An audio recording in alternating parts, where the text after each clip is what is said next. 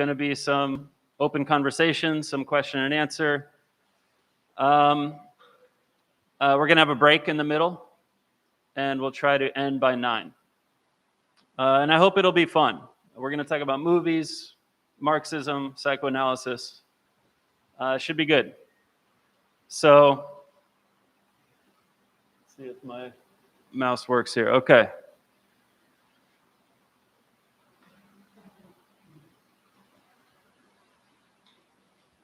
So I wanted to start off with some goals for this class. And I have basically 3 goals that I want to accomplish by the end of this class. I want to show how fantasy employs all the core psychoanalytic concepts. So we're going to get an intro to psychoanalysis, and that's going to give us a window into the theory of fantasy and how that helps us put everything together. We're going to understand how fantasy narratives support capitalist ideology, but also how fantasy narratives can help challenge capitalist ideology. And lastly, we're going to show how psychoanalysis is both liberating and disturbing for Marxism. So this is going to be a challenge, right? There's a lot to cover. Psychoanalysis is a big field. It's theoretically dense. But I do have some help, because to me, psychoanalysis actually just helps us, just teaches us what we already know, in my opinion. So for example, you already know how important fantasy is in motivating human beings. You know that genuine satisfaction is elusive. So even when you get the thing you thought you wanted, it often comes up short. You know that human beings are contradictory. And you know that people do things for reasons they aren't necessarily conscious of. So for example,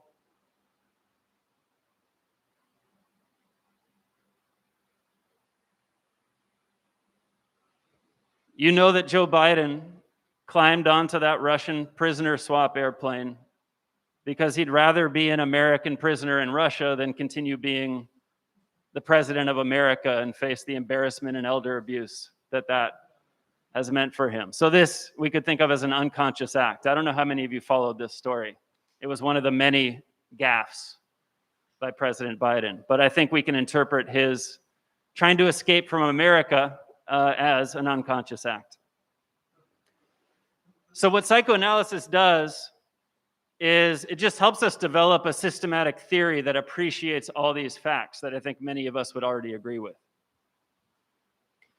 And what I want to start out with is actually a small group activity. And we can just put all these questions up now. So we're going to get into groups of 3 to 4. I think I'm going to have one group at this table, one group in this corner, and maybe you guys can just turn your chairs towards each other to create the last 3 groups maybe. So I'm going to count you guys off so we can intermix with people we don't necessarily know. So let's count off by, let's see, what do we have? 5, 10, 15, 20. Let's count off by 6. So once you say 6, the next person will say 1. So I'm going to go around and do this right now. So you're 1. 3, 4, 5. Remember your number.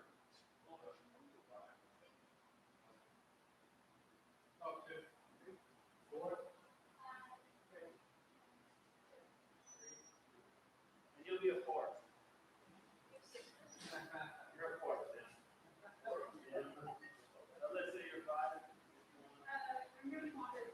Okay. 5. We want it. Okay. So we'll have the 1s over here, 2s over here, and then we'll have 3s over here in these here, 4 in that corner over there, and then 5 and 6 like this.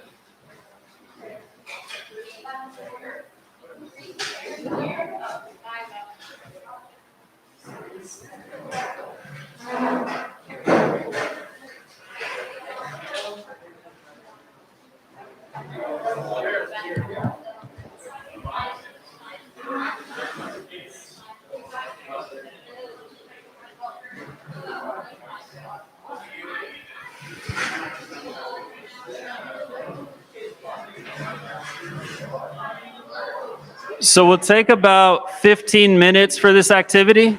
Not everyone needs to answer every question in every group. Try to answer them quickly. Don't try to, get to the absolute bottom of each of these questions. And have one person from each group try to remember what you guys talked about somehow, okay?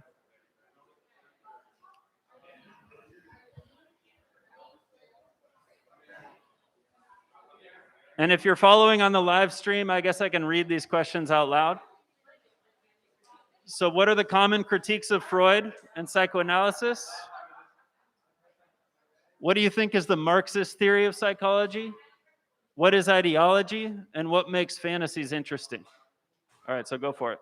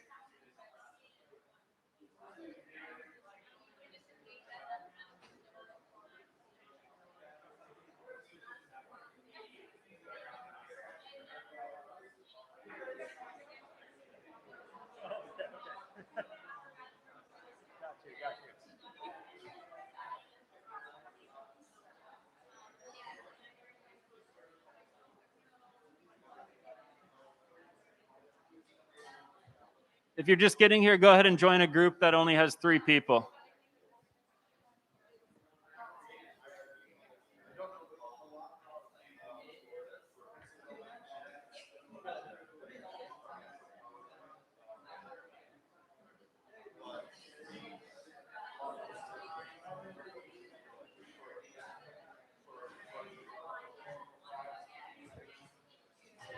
So once again, if you're just getting here, go ahead and join a group. We're doing a little group activity.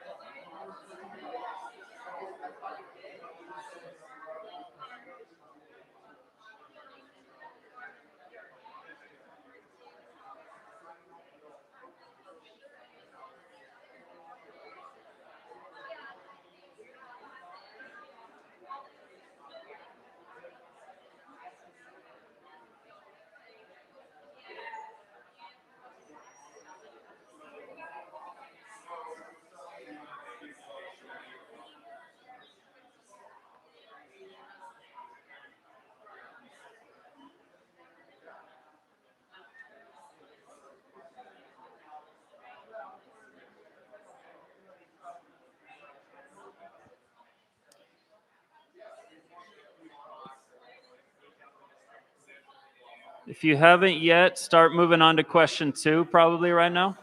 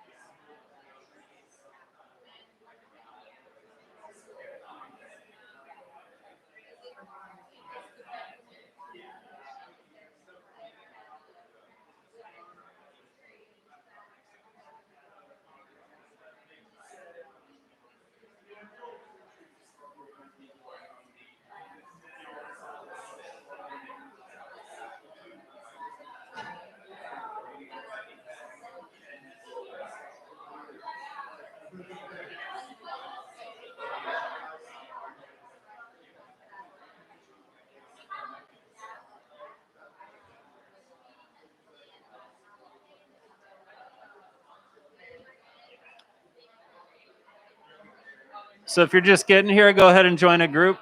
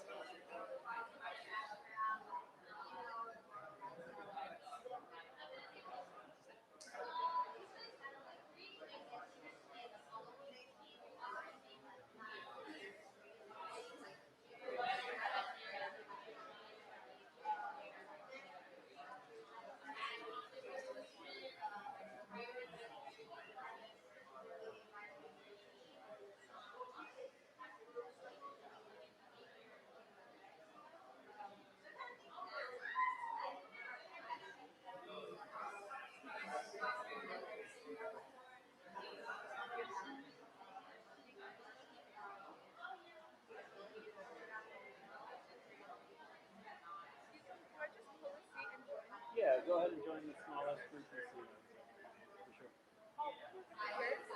For sure. Oh, you need another chair?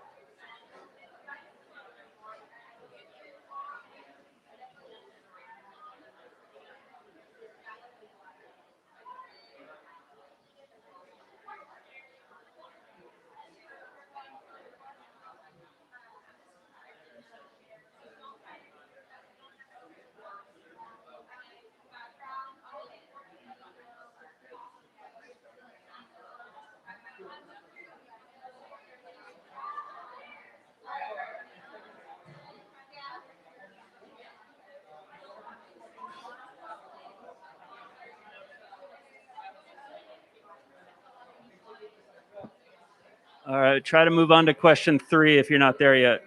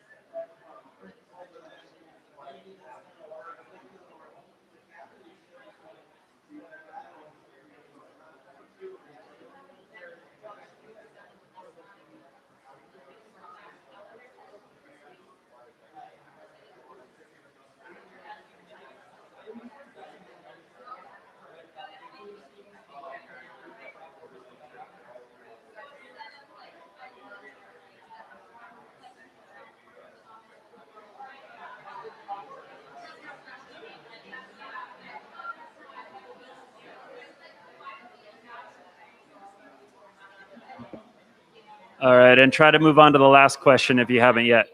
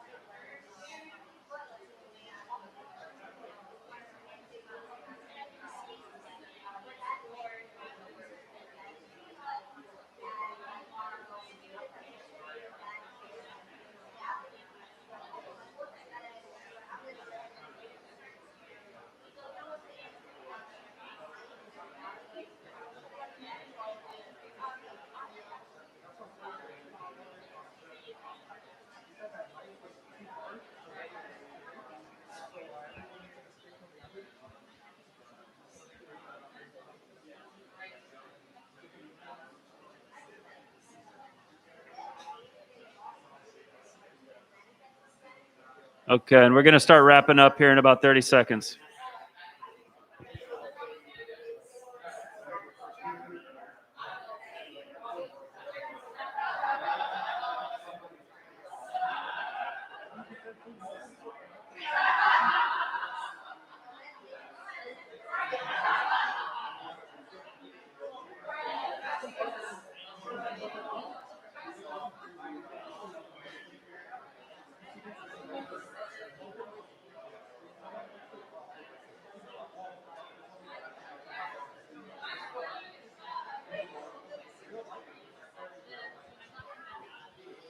All right, everyone, we're going to bring it back. Everyone can stay where they're at for now because I want to hear from the different groups what you guys talked about. So is there any group volunteer that wants to talk about what you guys did for question 1? What are the common critiques you've heard about Freud or psychoanalysis as a field? Any answers out there? Yeah. Do you want to use the mic actually? Just because it's a little loud in here? We just have one, right? Yeah. Okay. Okay. Hi, thanks.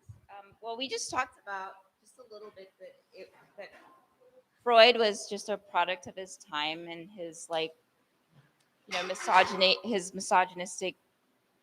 his misogyny and patriarchy are kind of what rendered him so obsolete for now, and that people think of him as reductive now, and he should be more read more broadly. And yeah, that's what. Yeah, that covers the big ones. Thank you. Sure, yeah, sure. Hello, good evening, everybody. I think one of the main critiques against Freud is that he thought that sex influenced the person's entire psychology. And a lot of the new psychologists understand that, yes, that's some influence, but it's not the complete thing. And I think that when you go to school, they focus a lot on his theory of Oedipus Rex, which is a lot about how sex develops in a child's mind. So I think he gets a bad rep, and they never focus on the good things that Freud talked about. It's like talking about Marx and just being obsessed with what kind of cigarettes he liked. So that's what I think, Excellent. Yes. Okay. So he's reductive, maybe reductive, especially on the question of sex and the development of children regarding the Oedipus complex. Good. Okay. I think that covers kind of the main ones: misogyny, unscientific, right? We've heard all these things about Freud. And I have nothing to say. Those are all correct. No, I'm just kidding. Okay, how about for number 2? What do you think is the Marxist theory of psychology? It's kind of a provocative question. Who wants to volunteer their group's thoughts on that? Yeah, go ahead. You want to come up and use the mic?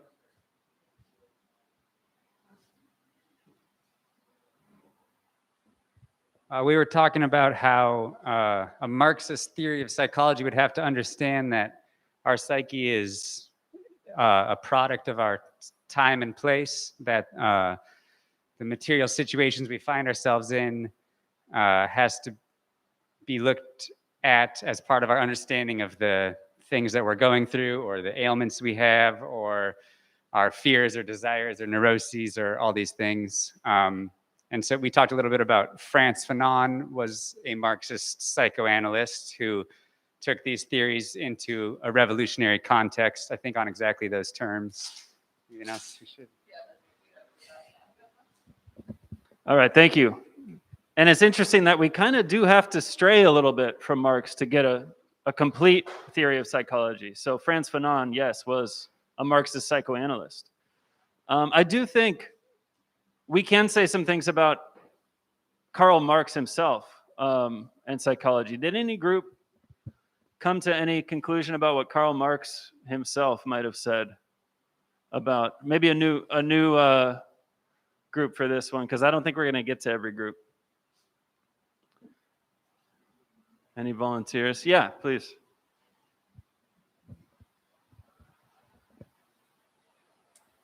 Okay, so on the question, I don't think any of us actually knew whether Marx said anything specifically about psychology. That's just me and my ignorance, but I think we kind of said that from what I think of what might be a Marxist theory of psychology, they might be talking about like how psychology as we know it is a very atomizing science that focuses very much on individual problems and individual solutions and divorces them from the way that societal problems might cause individual problems and how societal solutions can fix individual problems. So yeah, that's what I think. And that's another great critique of psychoanalysis, actually, one of the main ones, especially from people on the left, Marxists. They're concerned that psychoanalysis turns social problems into individual pathologies, right? Okay, now I think we could say a little more about Marx himself. I mean, we have the concept of commodity fetishism, right?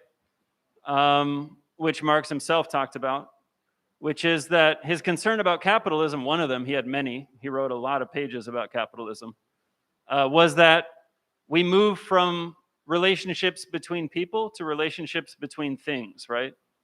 This is one of the forms of alienation that Marx talked about. And he thought that human desire undergoes a distortion here when we get into commodity fetishism. So he believed there was kind of a true human desire that was being repressed and distorted. I think we can use that word, under capitalism, which we're going to talk about a little bit later. Okay, what is ideology? Does a new group want to speak on what they thought about this question? Can we get a definition for ideology?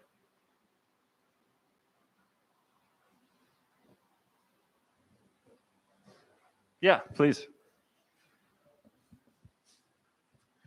So I talked a little bit about how I thought of liberalism as an ideology, but then we also broke down the word itself. It's idea plus ology, so a group of just the study of different ideas and how that informs our way of thinking, our behaviors, etc.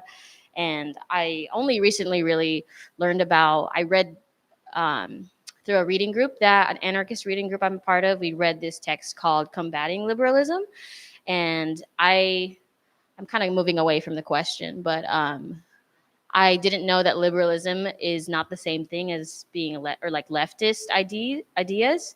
And I was like, whoa, I'm kind of like, I don't know, I had a big brain like explosion when I learned that. But basically, ideology is just study of ideas and how that informs our thoughts and behaviors. Thank you. Yeah, excellent.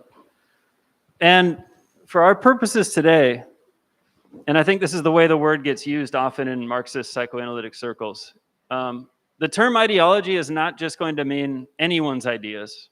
It's going to mean the ruling ideas of society, of which I would say today is liberalism. I think that is the ruling ideology today. So we're just going to refer to that as ideology.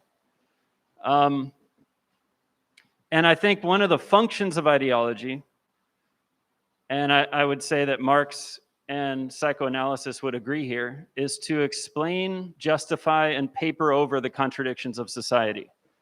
So in any society, there are social contradictions, there are tensions that the society produces, and ideology helps us cope with these contradictions, gives us an explanation for them. That doesn't mean it solves the discomfort of these contradictions. It just means it gives us an explanation for why they're there. Okay, what about the last question? What makes fantasies interesting? Real quick. Sure. We kind of talked about how human beings are sort of the only species we know of that can think and act in the abstract and act collectively around fantasies, around big abstract ideas. So I was sort of saying that fantasy is kind of like the seed of the future. Like you have to be able to imagine it in order for it to come into existence. Yeah, excellent. That reminds me of the last line of Freud's book, The Interpretation of Dreams, which I don't have in front of me, but he talks about how dreams are both a manifestation of the past and the future, that there's an element of the future and the past, both at work in fantasy. That's interesting. And we're going to talk more about fantasy, the structure of fantasy, what, for psychoanalysis, human beings find interesting about fantasy.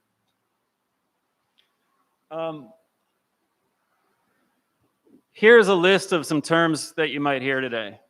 And we're not going to go for one-liner definitions of these today. But I want to prepare you for terms that you may not have heard before and terms that you have heard before, but that take on a slightly different meaning in psychoanalysis. So all of these, even if there are common definitions, represent jargon terms. So we have desire, we have fantasy, subject or subjectivity, transference, symptom. We talked about ideology, which in psychoanalysis we can refer to as the big other. Maybe some of you have heard that term before. Enjoyment, death drive or drive, and objet. These are all jargon terms. And when we come across them and you feel like you haven't fully understood the definition that I'm giving, we should definitely pause and try to get it right, because I don't want to move on before we all at least have some sense of what we're talking about, okay?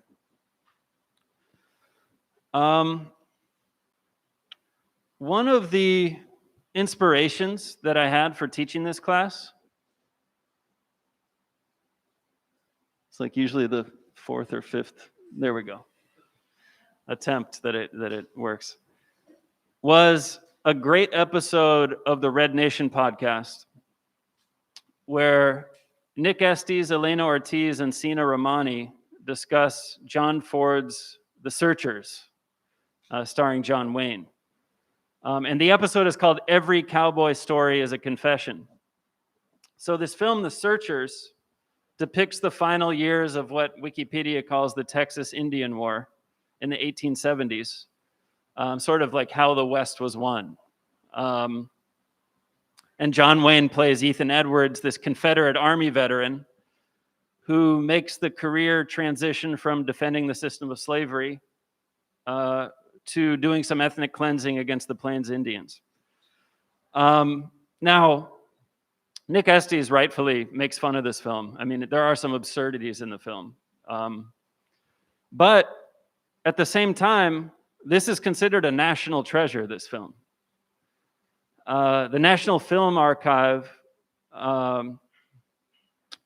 contains this film on its list. And the Library of Congress recognized it as a classic of American cinema.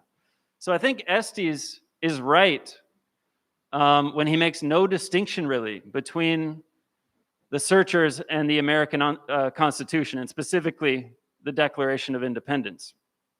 He treats both of these as canonical texts, and he actually refers to this film as a text, which he believes are foundational to the construction of American society. And I think it's a very psychoanalytic point to identify ideology as framed in the Constitution with fantasy as depicted in The Searchers, and how these are both instrumental to the functioning of American society. Another podcast, which also inspired this class, is called Why Theory. One of the hosts is Todd McGowan, who is a psychoanalytic thinker that I follow closely. And he has a great quote about fantasy. He says, "What happens to you phantasmatically is just as powerful as what happens to you in reality." And I think he would actually go further and say fantasy is more important than reality for the subject, the human subject. In other words, no one has really read the Constitution, but everyone knows who John Wayne is. And I think that's an important fact. There's a great clip in, have you guys heard of the Good Liars? They're this kind of prank Instagram account that trolls right-wing rallies, like Trump rallies and stuff. I thought more of you would have heard of them. Okay, well, one of these guys goes to a Trump rally and interviews this woman who's a Trump supporter, who tells him, "Look, I don't want counter-protesters here. This is a Trump rally, We're all supposed to be supporting our guy." And he says, "Well, what do you think about the First Amendment?"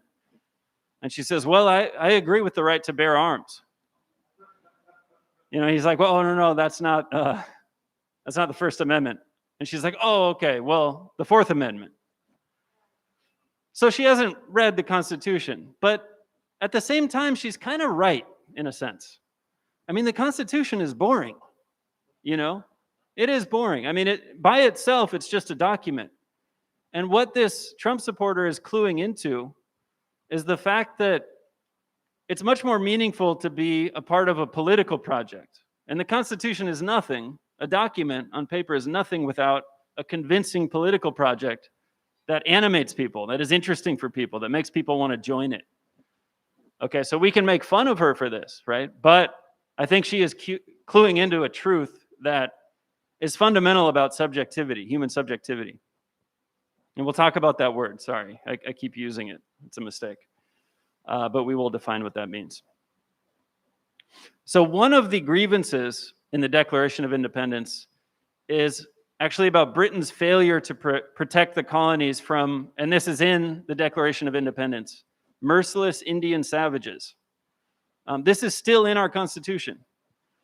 And it's John Wayne who takes on this imagined burden that the Constitution lays out in The Searchers and makes it into a spectacle for Americans to watch and enjoy and feel a sense of identity around. And this is kind of a fundamental project for the Western genre as a whole.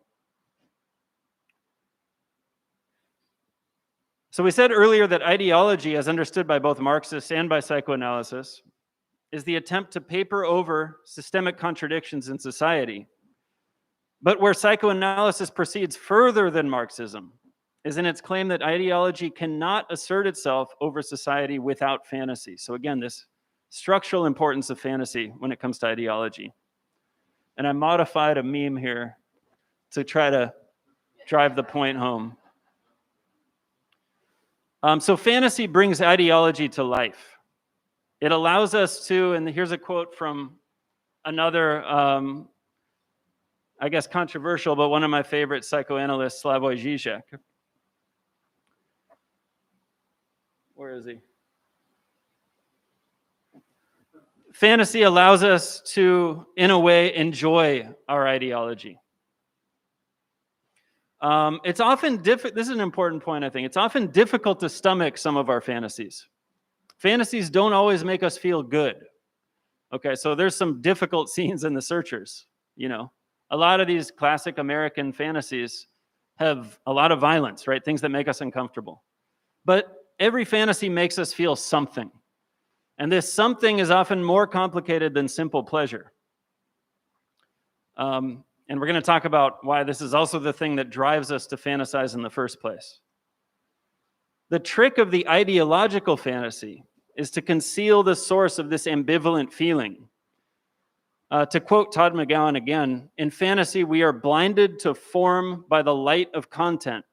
So we're blinded to the structure of our fantasy, to what our fantasy is actually doing, by the richness of its surface, by all the action in the fantasy narrative. So the ideological fantasy is a masterful exercise in censorship, I'm going to argue.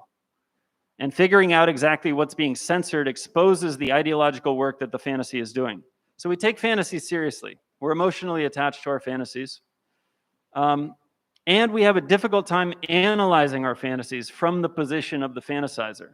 Sometimes we're caught up in a fantasy without even realizing that we are. And this is all what makes fantasy a powerful ally of the capitalist political project. Fantasy is employed to great effect by the ruling ideology, by liberalism, we could say. So we're going to investigate the basics of psychoanalysis to help us understand why we fantasize and how the sausage is really made in fantasy. He's eating a hot dog. I don't know if that was... Oh, we lost him. I'm sorry. I don't know how that happened. That didn't really go off without a hitch. Okay.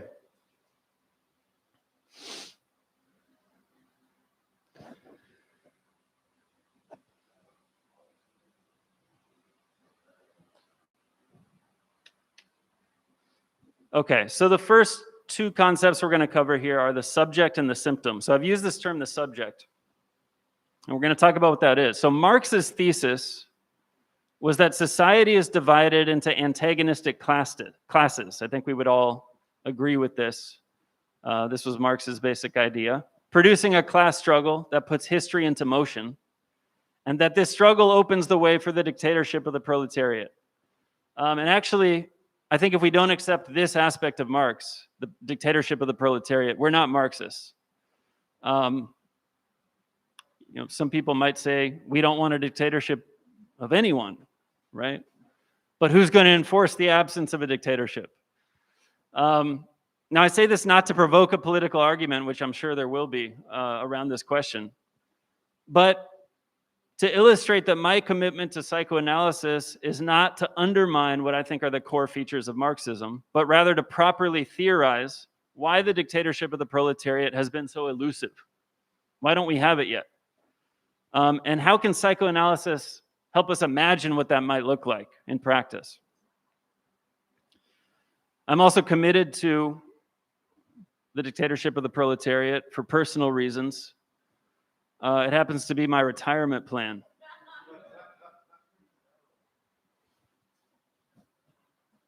So it's dialectical. It's not just, okay. Okay, so for Marx, subjectivity, which I'm going to define here just crudely as the experience of being human, is greatly determined by the historical mode of production.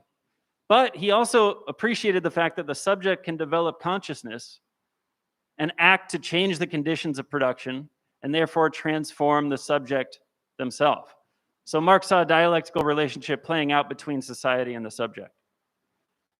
Now, for psychoanalysis, a similar dialectic plays out within the individual subject. So whereas Marxism analyzes the contradictions in society. Psychoanalysis theorizes the contradictory process happening within the subject itself. So the subject of psychoanalysis is a split subject. We're divided against ourselves. We fail to be identical with ourselves in the Hegelian kind of dialectical sense. Now, in Marxism, the ruling class fails to be identical with itself, because without the working class, there's no ruling class, right? So there can't just be a ruling class on its own. And in psychoanalysis, the subject fails to be identical with itself, and that consciousness is mediated through and undermined by the activity of the unconscious. So this is the basic claim of psychoanalysis. And just as society is contradictory, the subject is contradictory. So what does being a split subject mean in practice? I think what we could say is that we are subjects of the symptom. So many of us have heard this term. It has kind of a common usage, the symptom. We think of, many things that fall into this category. But Freud's main idea was that the subject is split between consciousness and unconscious, and the unconscious. And he says this is not an even split, by the way. He describes consciousness as the smaller circle within the larger circle that is the unconscious. So the unconscious has desires that are foreign to us and that clash with our conscious desire. So an unconscious desire wishes to express itself, but it can't express itself fully without facing resistance from consciousness. And this clash between the unconscious and consciousness takes the form of a symptom. So the symptom is a compromise. The symptom is always a compromise between two forces, the unconscious and the conscious in this case. This is a crude definition of the symptom, okay? But we're going to use this as an introductory definition. For Freud, against the resistance of consciousness, the unconscious desire is unable to express itself save in a distorted form. That's from The Interpretation of Dreams. So the only insight we can have into our unconscious is through the expression of symptoms. We are totally blind to the unconscious except for the insight we can have into symptoms that develop. And this process of distortion of the unconscious desire into a symptom, we could call transference. Another jargon term. Okay, I wanted to give the example of the Twilight Zone here, which I think is a nice example of distortion. Yeah, please. Transference. So transference is the process that produces a symptom, basically. So you have a desire that can't express itself in its full form, and against the censorship or the resistance, as Freud talks about it, from consciousness, the unconscious only expresses itself as a symptom, and that process is called transference. Also, I want to say it's a hot day, and right behind my friend's bike, there are water bottles if anyone's thirsty, and there's some in the fridge as well. So don't feel glued to your seat. Okay, so the Twilight Zone. In 1955, a black teenager from Chicago was visiting his family in Mississippi, and he was brutally murdered by white racists. His name was Emmett Till. And this became a national story because his family insisted on an open casket funeral, and the gruesome pictures from this funeral became a national sensation. Rod Serling followed this story, and it moved him. He was already a television writer. It moved him to write an episode that depicts the horror of Emmett Till's death and what it says about America. He changed a few details, okay, but he basically kept the story of this lynching intact. His mistake, though, was going on a national television broadcast and in an interview, basically announcing that his television episode was going to be about Emmett Till.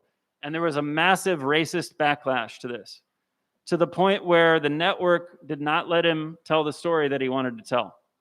And it went through all sorts of dumbing downs and filtering. And the episode was a shadow of its former self. It didn't even resemble the story of Emmett Till. Shadow its former self. It didn't even resemble the story of Emmett Till. And Rod Serling's takeaway from this was he can't just tell this story in America the way that he wants to. He can't just expose America to its. He has to critique society through a symptom, through a distortion. And that distortion was the Zone, which is a sweeping sci-fi series that exposes a lot of uncomfortable things about America, but in an indirect way. And I think that's what we're talking about when we talk about how symptoms express themselves. There's no pure manifestation of desire. It can only ever express itself as a symptom. I wonder if you'll follow me here. Couldn't we think of this as a symptom? Couldn't we think of the state itself as a symptom? So an outcome of a struggle between social forces. And in 2020, we had battles in the streets, we had rioting, looting,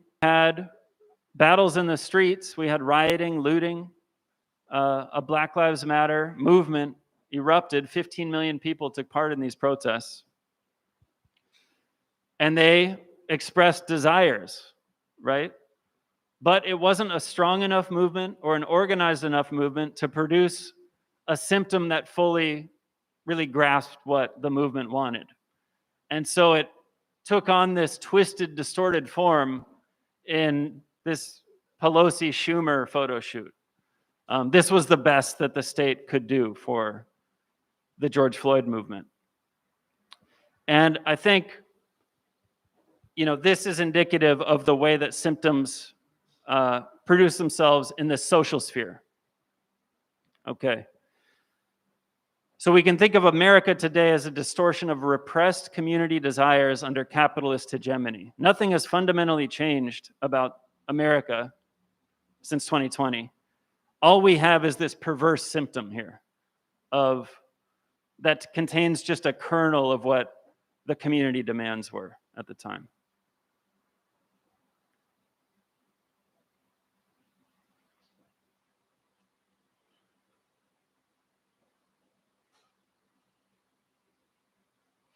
Okay, so the symptom is a product of transference. And in the ideological fantasy, the revolutionary should be interested in interpreting this fantasy as a symptom. So for example, Nick Estes, in a different podcast episode, this one's about Halloween. I think the full version of it is available for free. Another great episode. This is a very psychoanalytic podcast, even though he never talks about psychoanalysis. Which I appreciate.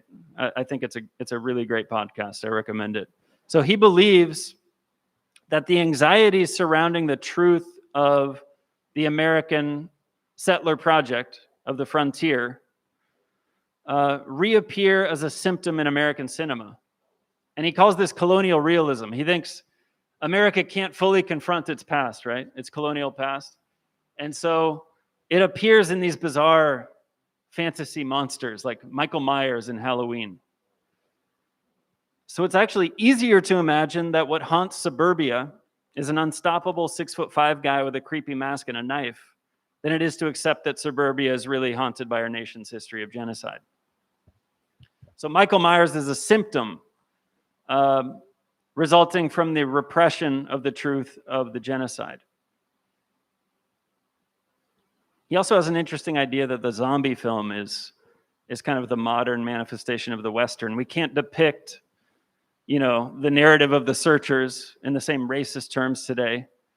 But in the zombie film, we have the merciless savage in the form of the zombie, and we have the survivors kind of cosplaying as frontier settlers. It's an interesting idea, I think. So that's transference, right? That's a symptom. So the ideological fantasy is organized transference in the service of the reproduction of society as it is.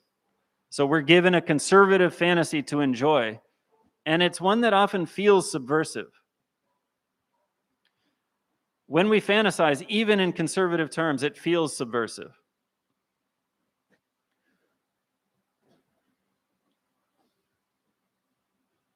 I thought it would be interesting to talk about this story of Imane Khalif here. I think I'm pronouncing her name right. She won an Olympic gold, but there was all this right-wing, international really backlash because her gender identity was ambiguous for people, and they were worried that she was getting away with something. Now, why do you guys think, I hope some of you followed this story. Why do you guys think the people that came after this athlete feel like rebels for that? Why do they feel subversive for that? I'm curious what you guys think about this question. Because I don't think they think, oh, I'm just doing Uncle Sam's bidding, right? They feel like they're going against the grain when they attack an athlete for their gender identity. Why do you guys think that is? What feels subversive about that for people? Yeah, in the back.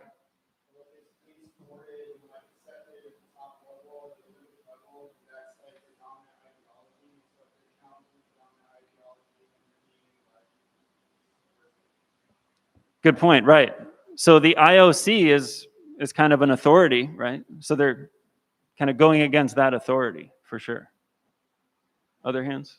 Yeah. I think one of the dominant characteristics of Trump's populism has been that, I mean, of all populists, that there is this elite that is deciding what the world should think, and then those people, and then Trump is talking to the everyman, you know, like collar workers and like the South and all across the United States, and then that group of people is being oppressed by elites who are pushing ideas like LGBTQ rights, other things, but specifically in this case, transgender rights. So through that, they feel like they're being subversive. Right. Yeah, I think that's another good answer. Yeah, Trump has made his movement successful by selling the idea that it's subversive, right? Absolutely. Now, I think one of the mistakes, though, that this movement is making, maybe it's just giving up on me now. I think they think that the symptom we just talked about, this barely minuscule expression of social movement demands, represents the dictatorship of the proletariat for them, right? This is the dictatorship of the proletariat for the right. And so they think we're already under a transgender government or something like that, right? They haven't looked closely at the stats of what life is actually like for transgender people in the United States, surely. But this element of subversion is very important, I think, for the right wing, and I think for everybody, actually, for everybody. So for me, they shouldn't think they're engaged in a subversive act, because I think if they looked closely, they would realize that they're merely following the dictates of the big other, okay? And I think do I have a, okay. I think we'll take a 5-minute break here, actually, before we get to this. So grab some water, stretch your legs, and we'll come back in 5 minutes and continue from here.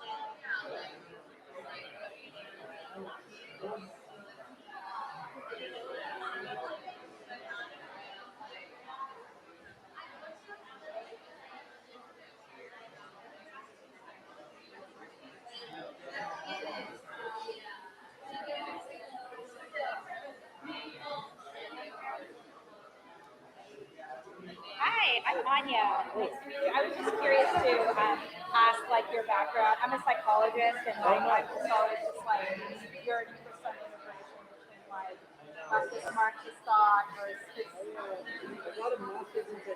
Okay, thanks. And I have moved away from a lot of the subjects. It never really got Freud. Yeah. It never did a serious effort to like Yes. even critique it. Exactly. Exactly. Yeah, no, I agree. Yeah. Undergrads, they have used for me like an PhD program that was just like the passing mention. And now I'm in one of the psychoanalytic centers, like the career program, and it's still just like it's not enough. Like, so, Something's missing. yeah. I agree.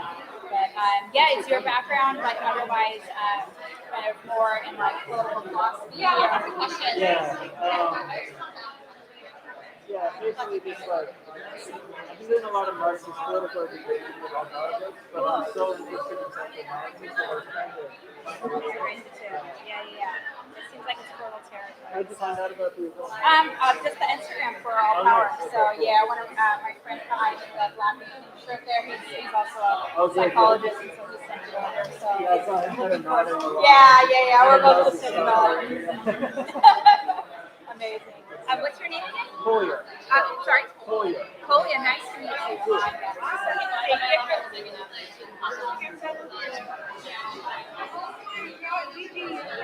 Hey, good to see you again. Collier. Yeah, I want to ask for clarification of something like the difference between repression versus transference. Okay, so repression If forces the process of transference. So you have a desire, you have repression, and then your desire has to express itself. Okay, yeah, I always thought of the repression of something and not transference, which I always Both do, yeah. I understand the I'm gonna point that analytic out. setting where it's like the relationship between the analyst and all of that, transference and reception. Yes. The analyst, Yeah. So I was kind of confused about it. Yeah, no, that is true. Yeah, No, that's transference is different. not as simple as I made it out to be. Okay. Yeah, well, that's kind of It's repression and transference. I always thought of repression of produce the symptom, but I didn't understand it in the context of like transference. So I always understood transference as like a relationship between animals and all that. And then resistance, there's like a resistance, right? I was very confused too. I probably should have just stuck with repression. Yeah. Wait. Yeah, Yeah. So I was kind of like, okay, yeah. good. So I confused a couple people. I have a question. Yeah.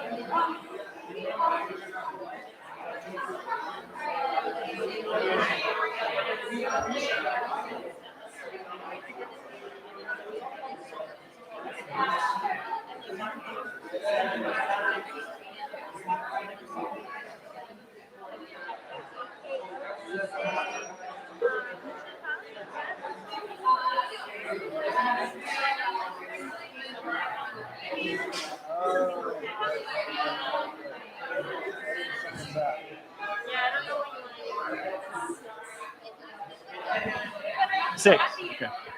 Okay, everybody, let's get started again. I didn't send you back to your original chairs. I'm sorry about that. Feel free to sit wherever you want.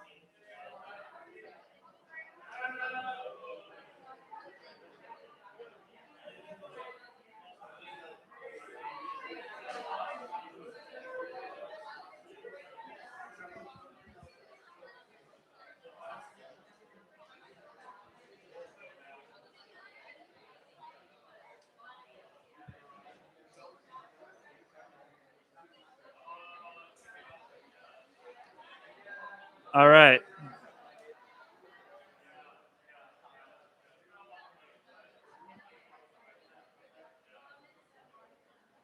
So welcome back. Now, I have a lot to say about this big other thing, okay? But I'm going to try to reduce it to just one point. So I said earlier that the big other is the psychoanalytic term for ideology. And I wanted to point out that the big other has kind of two components to it. One is its demand, and the other is its desire. So the demand of the big other, and we can think back to the searchers in the Constitution, right? The demand of ideology we can think of as the law, but we all kind of know that the law isn't enough to safeguard the interests, for example, of the Constitution or the Declaration of Independence. So there is a kind of gap in the law. The law is not enough to protect the stability of the social system, of the big other, of ideology. And this opens a space for subjects to interpret what the big other really desires of us to follow its command. And I think that's what we see John Wayne doing in The Searchers, is fighting in these horrific, excessive, bloody battles in order to protect the budding American nation in a lawless land, right? So the demand and the desire are two separate things. We see, savagery in this film, in The Searchers, which actually violates the law in some sense. And I think that's an important piece, that the big other actually demands the violation of its own laws to actually properly follow the command that it desires of us. Okay, so you can think of the police detective drama where he's not quite following every rule in the book. He's got his own rules, right? He knows the law is not enough to solve the crime. And that's the more important part, the more important piece to the big other for me and for psychoanalysis, I would say. So the big other always demands a sacrifice by its subjects to keep its fiction intact. And we keep the big other intact by taking on the burden of its lack. So John Wayne is taking on the burden of the failure of America to be protected by the law alone. Have you guys ever been at a dinner table, for example, and maybe the patriarch of your family is about to tell an inappropriate joke or story, and he shouldn't say that? That's going to diminish his legitimacy at the table. So you feel this immense burden to intervene and stop him before he embarrasses himself. I think that in a way is how the big other functions. It functions through the subjects of that system of authority, which all have to act to reproduce the system of authority, to make the authority seem legitimate. And that's a burden on us. That's a responsibility. That's a sacrifice. So an ideological fantasy attempts to fix the lack in the law, the failure of the law to achieve the smooth functioning of society, of the big other. And this often involves going outside of the law to pursue and subdue the perceived enemies of the big other. And we can think of, for example, we talked about the Trump project. What are some of the perceived enemies of the Trump project? The illegal immigrant, the woke mob.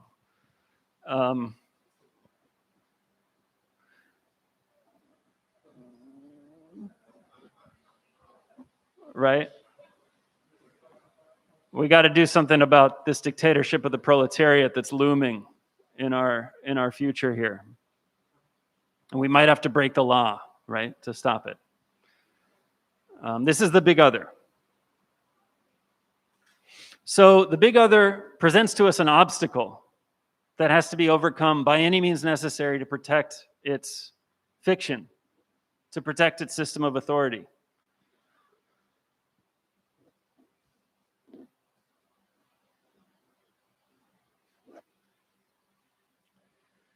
And this invites a discussion of the psychoanalytic theory of fantasy. And this is a very, very crude, again, basic chart or diagram that shows the basic structure of fantasy for psychoanalysis. So within every fantasy, there's an obstacle in the way of our object of desire. And the fantasy narrative actually swirls around the obstacle rather than the object that we think we desire. So earlier in the class, we asked the question, what makes fantasies interesting? A psychoanalyst would say the obstacle is what makes fantasies interesting. Without the obstacle, we would have no fantasy. And the subject requires an obstacle for a fantasy to even appear in the first place. So the obstacle emerges even before the object of desire. We don't know how to desire until we have an obstacle to fantasize about.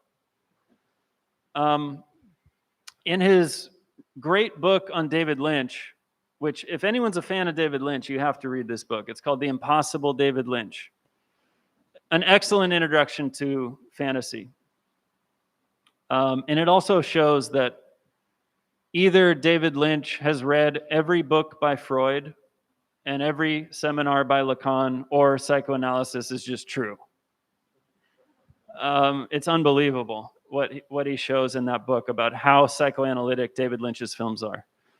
So one of the films that Todd McGowan is the author that he talks about is Eraserhead. I think his first studio film. And in the beginning of this film, we have a protagonist who's sort of stumbling around this industrial landscape. There's all this debris and rubble, and he's always looking over his shoulder. He doesn't know where to look, doesn't know what to desire. He's in an absolute void without fantasy and only desire. An obstacle then presents itself partway through the drama where an ex-girlfriend tells him she's pregnant. And now this obstacle emerges that he has to take on this fatherly responsibility that he never asked for.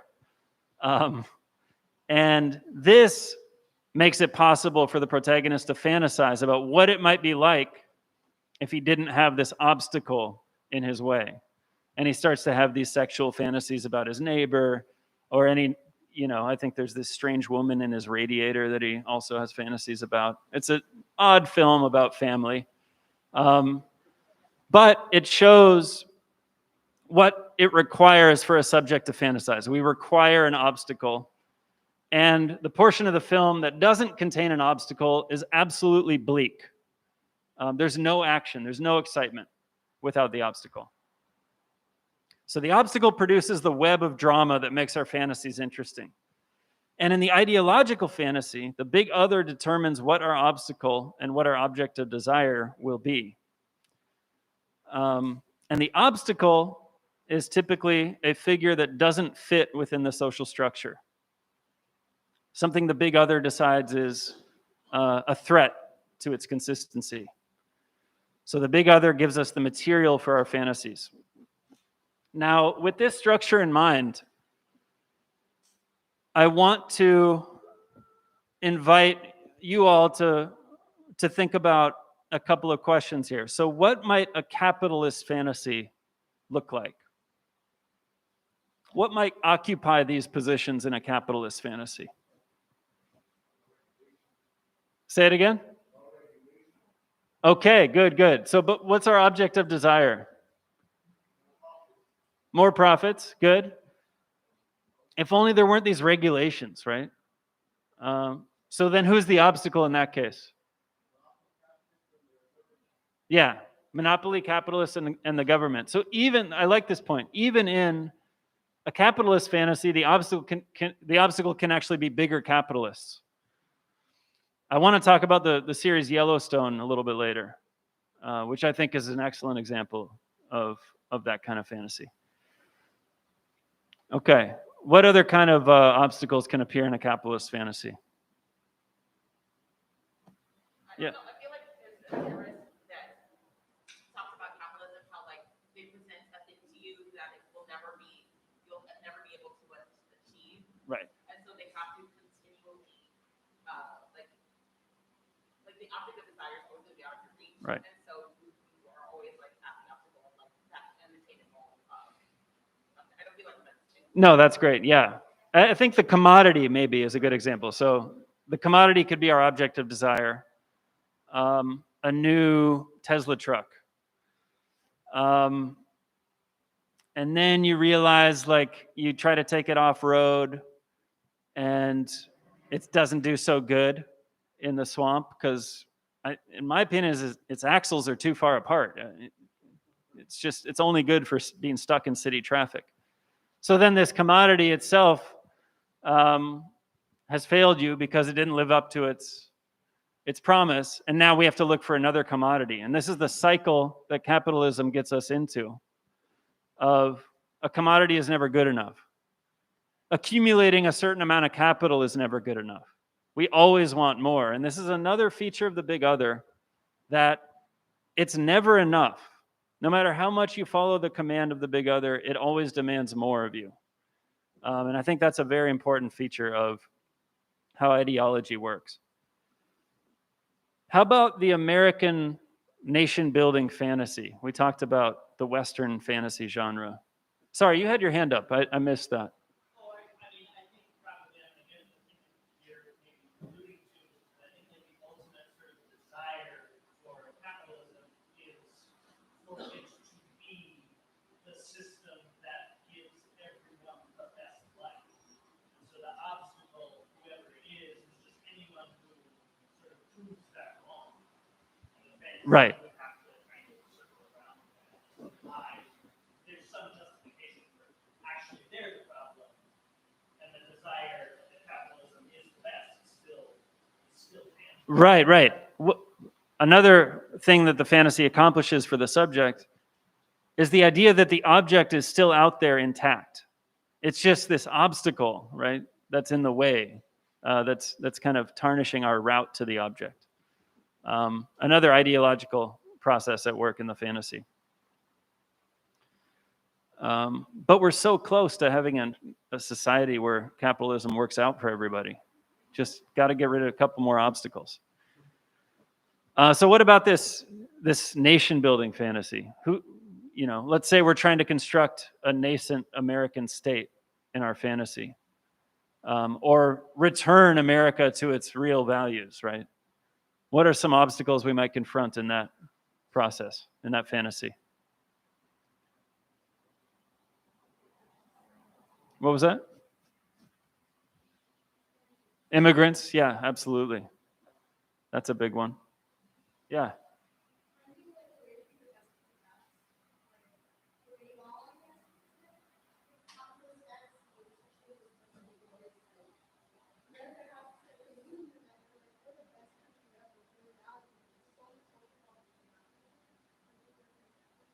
So what was the obstacle there? I'm sorry.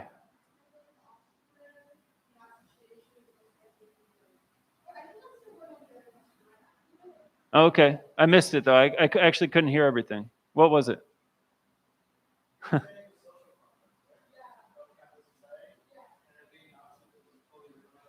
Okay, social problems. Right. Yeah, not the economic system itself. That would be the problem, right? It's always some social problem in the way. Yeah.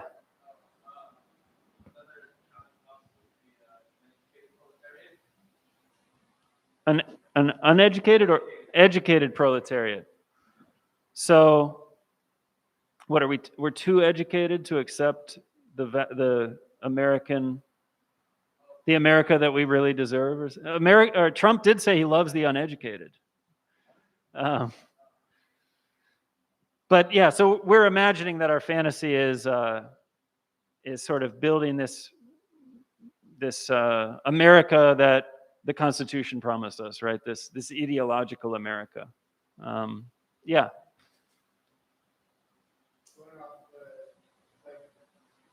object of desire is building this great America, making America great again, or even on the Democratic side, they have the same sort of vision of creating America, and the obstacles or the reasons that the dominant ideology invents in order to justify why we don't be able to get there.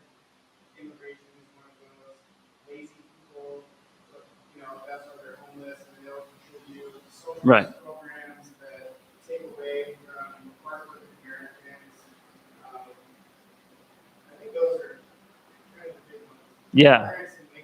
Lazy people. Love that one. Yeah. Yeah. Other countries that are like our competitors. Right. Yeah, other countries, especially with governments that we didn't approve. I want to move on. Sorry, guys. We need to move on a little bit quickly. How about a racist fantasy? This is the last one I want to ask about. What would make a fantasy racist?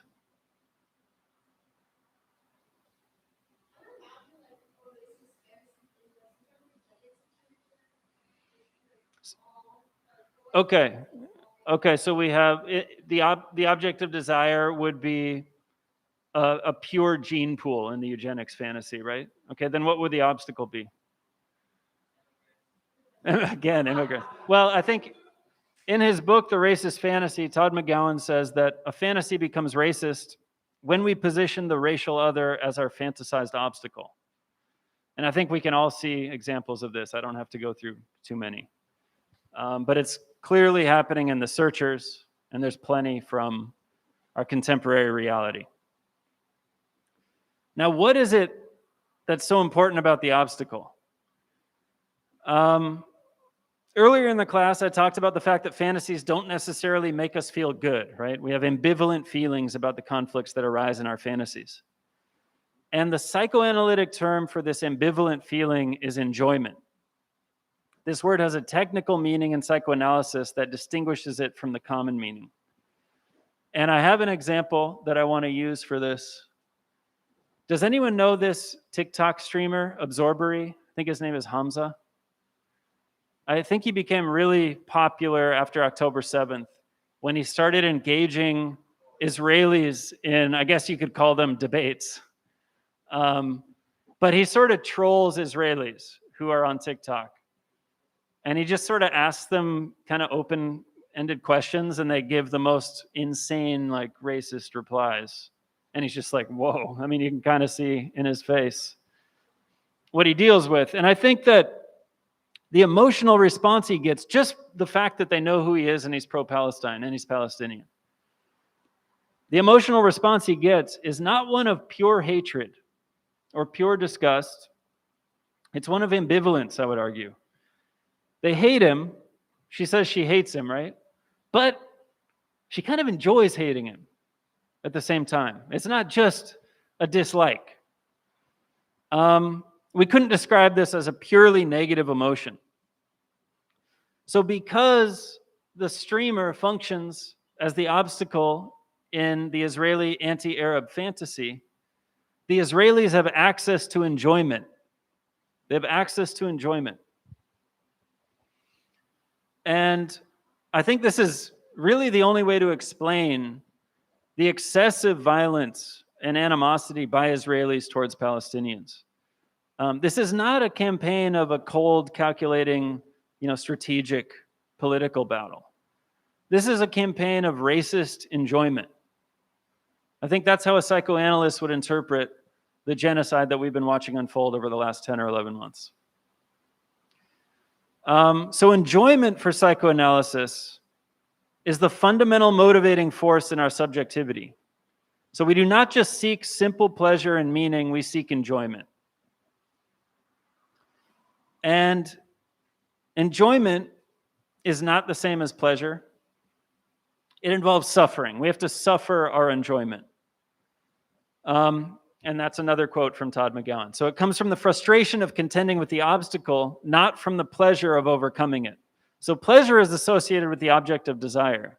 And we can have glimpses of pleasure, but that pleasure is not really satisfying for us. What's satisfying for us is actually this ambivalent feeling of enjoyment. So absorbery, or Hamza, represents the productive obstacle for the Israeli, so that the Israeli can be involved in an interesting fantasy that gives them a reason to get out of bed in the morning. Yeah.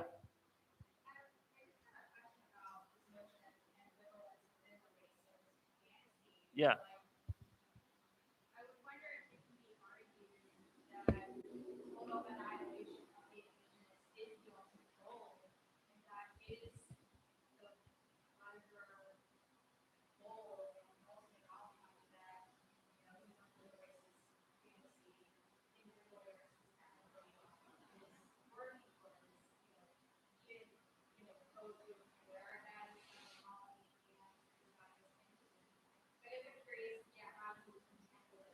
Yeah.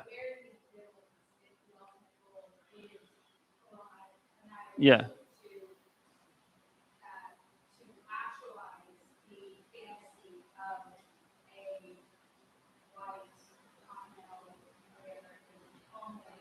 Right. Right. Or greater Israel. Right. Yeah. Great question. So the ambivalence there is in the irony that if that were actually accomplished, the Israeli or the American settler project would lose its form of enjoyment through the racialized other. So there is only a fantasy project as long as the obstacle is intact.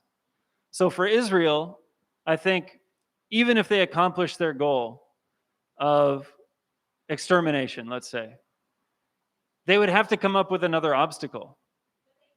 Mm-hmm. Yeah.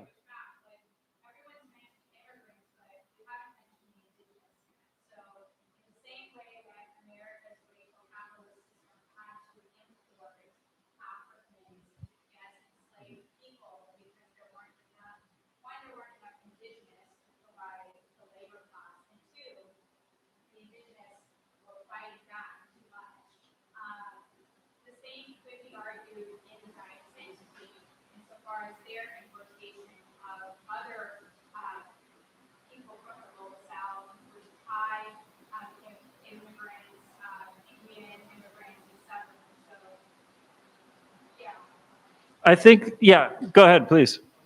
First off, I would like to be hearing things, but I also was having similar questions. But I do want to align you. But to the questions, though, I think it's interesting, though, at the same time to think about how France went on and how medicine do talk a lot about the way that, for example, like the white racist project against Black Americans, or Black people, was like a very racist, violent, basically genocidal project. And at the same time, France went on also talks a lot about how they're nevertheless a source of ambivalence. He talks a lot about, not mentioning what Albert talks about, like how there's this hatred, but there's also this like glorification of the black subject or the white subject. And I don't think that necessarily contradicts fully, like the way that a political project can have political objectives or genocide of that kind. While at the same time there is this psychic process that kind of accompanies that. But I don't know. Yeah, I think one of the psychoanalytic insights about a political project which requires fantasy is that it's inherently unstable because of this enjoyment facet to it. But without that piece, that unstable piece, it can't actually function. So this is the contradiction of any political project, that it requires an obstacle, but the obstacle makes it inherently unstable because enjoyment is a difficult force to control in society. And it involves these exuberant displays of emotion, excessive acts often are associated with it. And you have to deal with the fact that what if your obstacle disappears, right? You need to come up with a new one. Yeah, last comment. That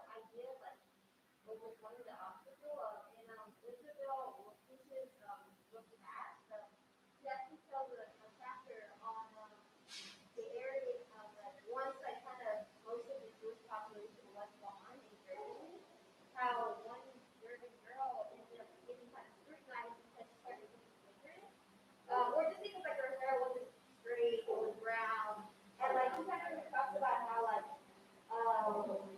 this like I guess these security ends up bouncing back into the people like she was 100% Aryan and like but the thing is that like her parents started to question her classmates started to question like if she was Jewish, like just because they had nothing, no one else to look for, so they started like Right.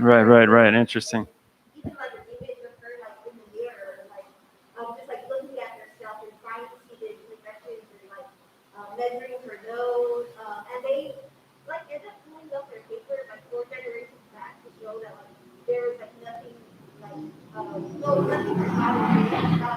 But like she really talks about how like that security never goes away even for like the upper class or those who are on top essentially, like it all comes back to them. It's never really ending. Like they're going to end up looking for something that's like deserves some perfection in a way. It's a really good chapter, it's pretty good.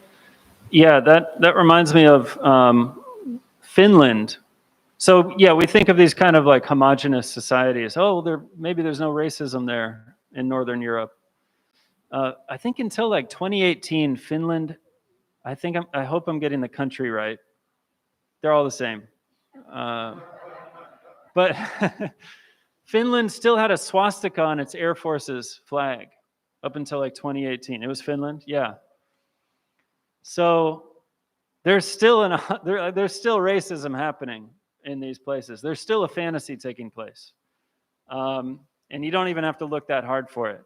They'll find a way, right, to fantasize about the other, about the obstacle.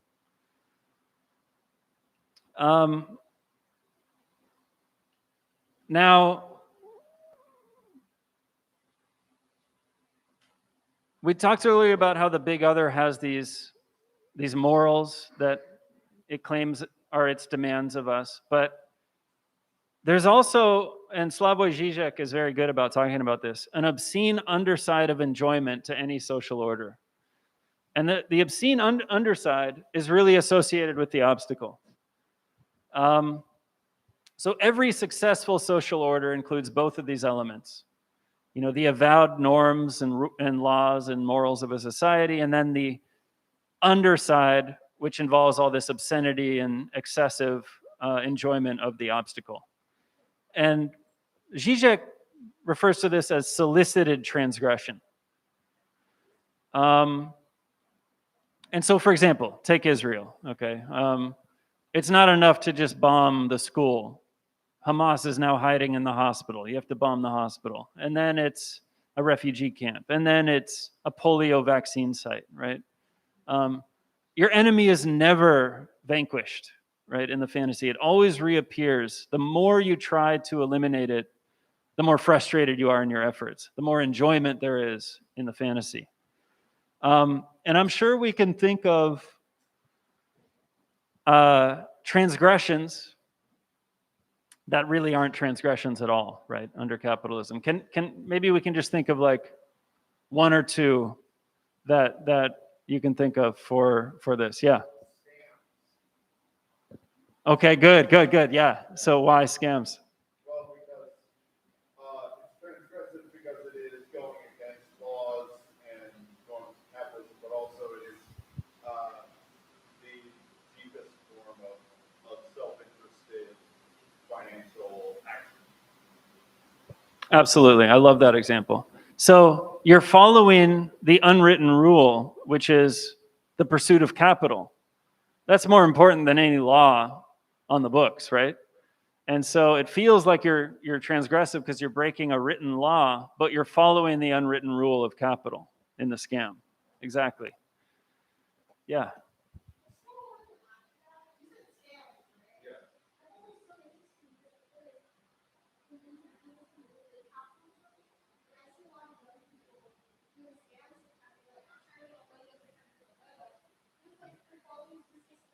Yeah, hustle culture. Yeah. Hustle culture is an excellent example of an ideological fantasy, I think. Yeah, one more. Okay, so like the informal kind of industries, illegal industries. Yeah, and we even, you know, paint some of these as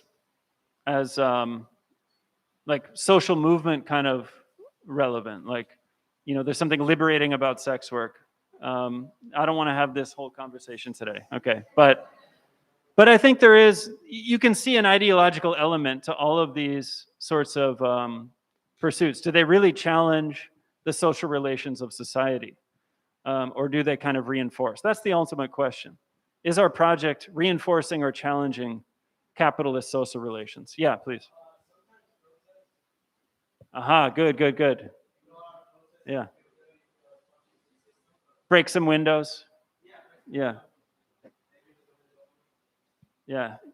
The insurance company might not like it. Okay, but capitalism certainly doesn't skip a beat. Okay.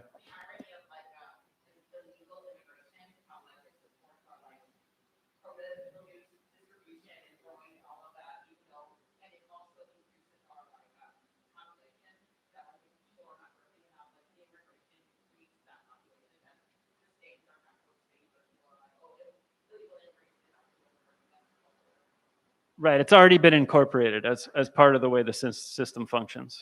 Yeah, exactly. Okay. So we believe we fantasize about the object of desire, but in reality, what makes the fantasy work is the experience of enjoyment, is the obstacle. And it is enjoyment of the obstacle that remains unconscious in our fantasy. It's difficult to confront the fact that what we actually enjoy is this perpetual obstacle. All right, that's a traumatic thing to confront about ourselves. Not every fantasy has to be racist or capitalist, though, and I want to talk about this soon. We aren't doomed to only follow ideological fantasies. I really want to talk about Yellowstone. I just started. I watched 2 seasons of it. How many of you have seen any of it? Okay, we got a few. I mean, what do I want to say? I think it's an interesting fantasy. So the subject, who is the subject for those of you who've seen it? Who's the fantasizer in the fantasy? Yeah, the ranchers, right? The Dutton family, Kevin Costner. Who is the object? Well, what is the object of desire? To keep their land, right? Preservation, which is not really the same as every capitalist fantasy. A lot of what we see is, you know, hustle culture, the accumulation of more and more and more. In this fantasy, it's preservation. But preservation of what? Private property for a single family who stole this land from Native Americans 130 years ago. What's the obstacle in the fantasy? The developers, capitalists. And that's why I think it's an interesting fantasy that we should critique. Capitalists are the obstacle in this fantasy, which makes it seem subversive. But I think it's a deeply conservative fantasy. And I think that Disconnect. every good American fantasy is a retreat from the public into the private. Every action taken in this fantasy is a private action. And there's plenty of law breaking that goes on in this fantasy to preserve this family's land.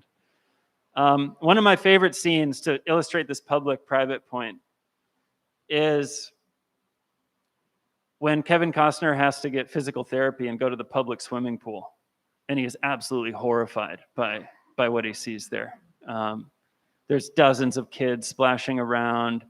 Obviously it's full of germs. And we're used to seeing him on this like kind of Montana open plains, nice sunset. And now he's confronted with the public and he's absolutely horrified. And I think that one of the ideological facets of fantasies today is this, depiction of the public as this horrific thing that we have to confront. Yeah.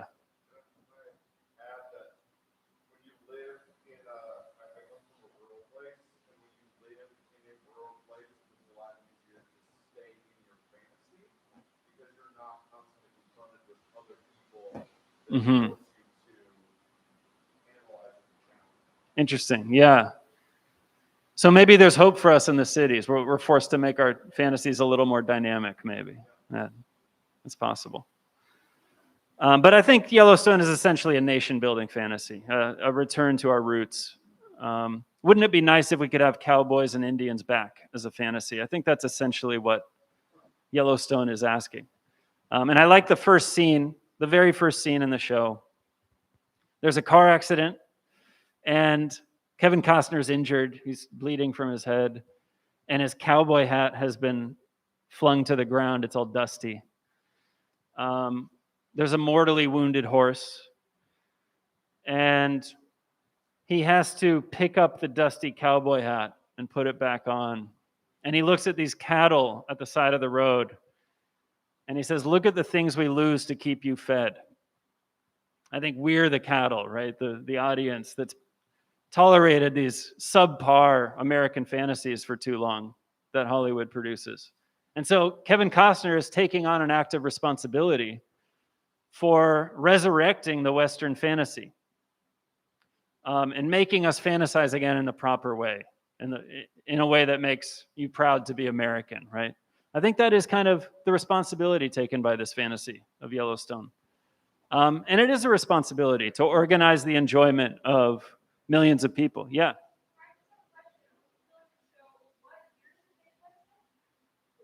It takes place in the present day. Good question. Yeah. Thank you. Good question. So it's dealing with all the contemporary contradictions, right?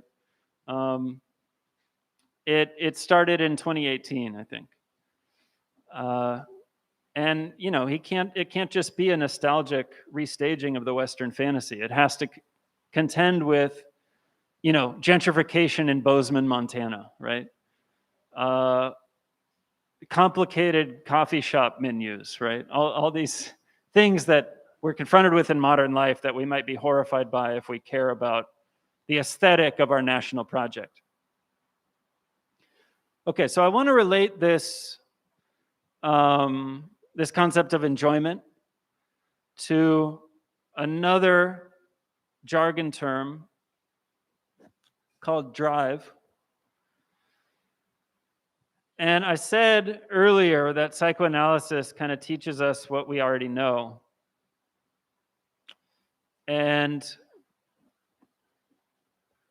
there are some exceptions, okay? There are some kind of difficult, counterintuitive concepts, but I think we're already well on the way to understanding this concept of drive.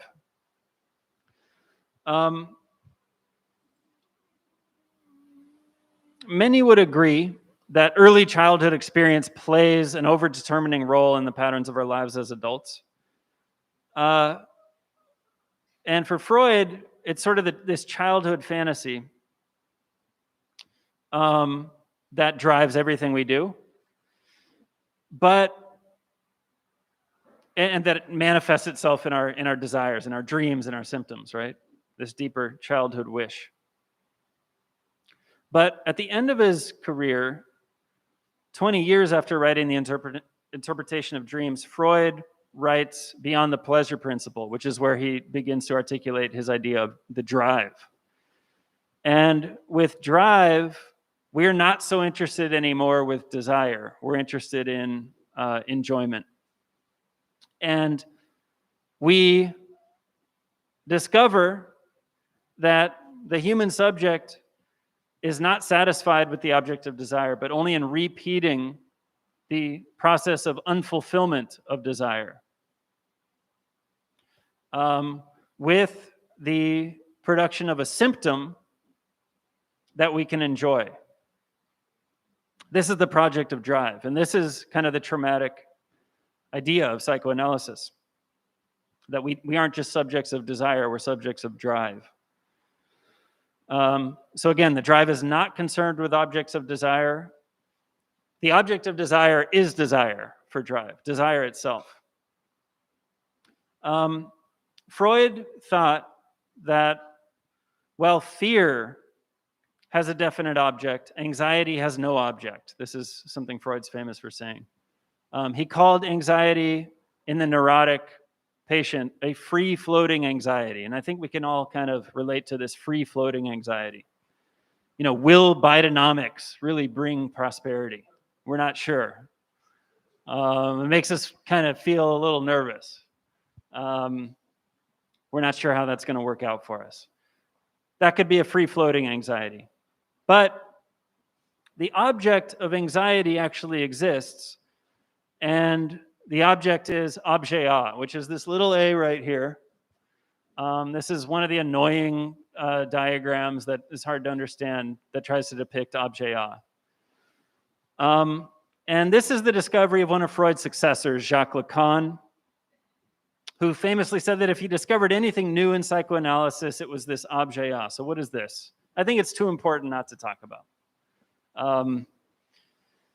Objet A is the obstacle internal to any perceived object of desire. So in fantasy, we tried to separate the obstacle from the object of desire and construct this substantial obstacle in our fantasy, right? The racial other, the developer who's raising the property rates on my ranch in Montana. Okay, so we think that this object of desire would be replete with pleasure if not for this one thing, right? This one obstacle.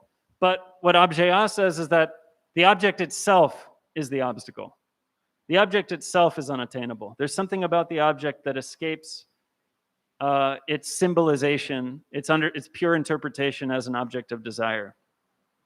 I was listening to a song by Common today, and I think he captured kind of what objet A is supposed to mean. He says, "There's so much in a name, but there's so much more in you," was the line. And I was like, oh shit, maybe I should use that. That's pretty good. So we try to symbolize things, right? But something always escapes symbolization. We desire things, but there's always a fragment left after we acquire the thing that we can't quite put our finger on what that thing is. And that's objet A.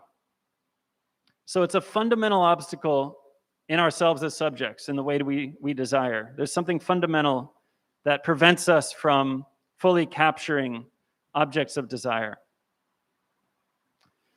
I think, you know, we talked about Halloween. Michael Myers, I think, is the objet A for suburbia. He is the element of suburbia. You know, it's too quiet out there. There's something that we can't quite put our finger on about suburbia. And we turn that objet A of suburbia into this fantasy monster of Michael Myers. I was playing poker the other day. Forgive me for including this kind of stupid example, okay? But there was a hand that played out where one player lost a big pot and he got really frustrated, understandably. It was unlucky. I was there, I saw it.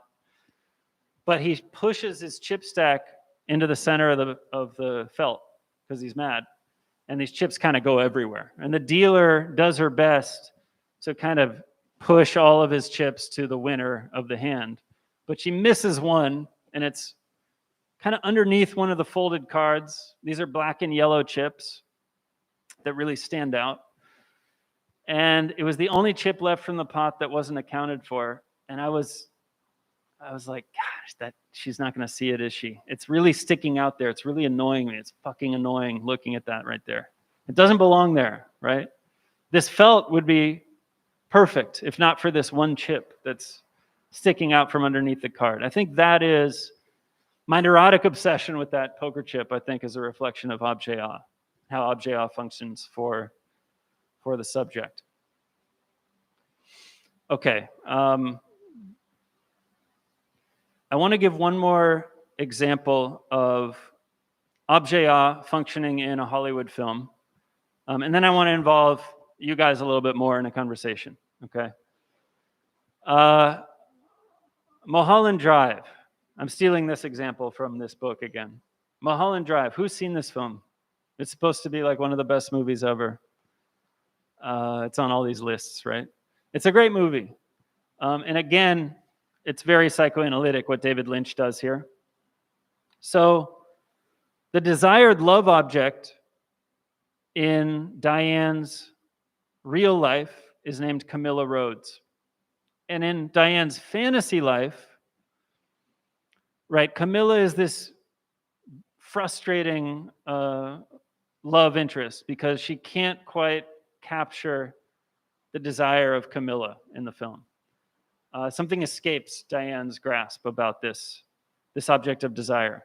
And so in her fantasy, she separates the part that she can't understand about this person, this sort of criminal almost element of this person, which actually becomes a criminal element in the fantasy, from this kernel of innocence and what she thinks she desires about this person, who becomes the figure of Rita in the fantasy. And so she splits this object with its obstacle taking the form of another character and what she thinks she wants about the object becoming its own character in the fantasy. And of course, what we find out at the end of the film is that without the obstacle, the object really loses its meaning. We can't really have the object without the obstacle. Okay. So fantasy conducts an act of transference to externalize objet onto a definite obstacle for the subject to both circumvent and derive enjoyment from. And the fantasy narrative then circulates around this obstacle. Now, we've talked about conservative fantasies, but I want to ask you guys, can we think of a radical fantasy? Can we get out of this Kevin Costner universe for a moment and try to think of a fantasy, maybe a Hollywood fantasy, or maybe a political fantasy that would actually be radical, that would actually challenge the form of social relations in our current ideology? Can anyone think of a TV show? I mean, let's start with something easy. Someone say it. Star Trek. Okay. Good. What's radical about Star Trek?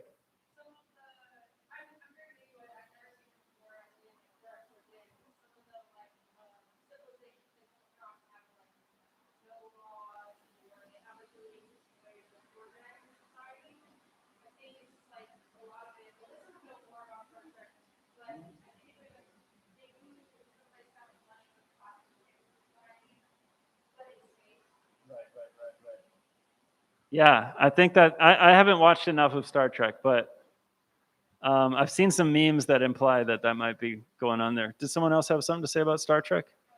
Okay, yeah, go ahead.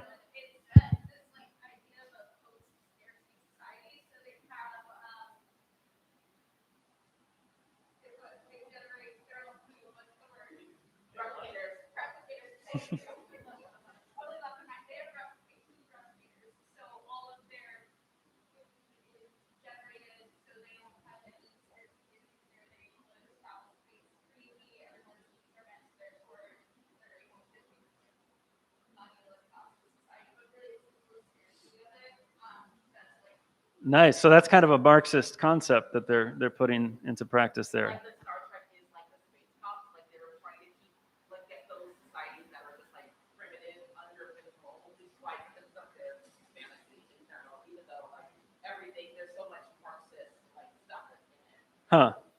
Do they have a change of heart at the end? What, Star Trek? Yeah.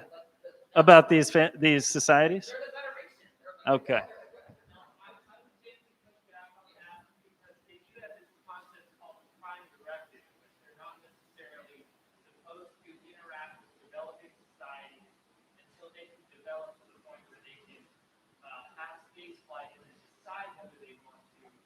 Mm-hmm. But it does get murky because they end up in situations where the time frame is violated. So that's the whole function of a lot of episodes, that they're violating that directive, right? Yeah. So they wouldn't put sanctions on an underdeveloped solar system. Right. I like that. Nice. Any other fantasies? Yeah. Oh, Squid Game. Good, good. Yeah. Why Squid Game?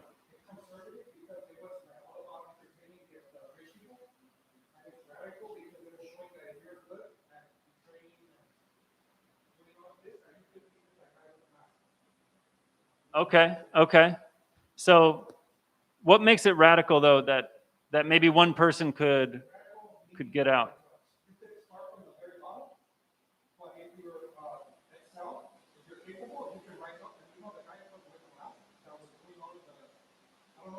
I have seen it. It's been a little while. Are you talking about the American audience that's watching?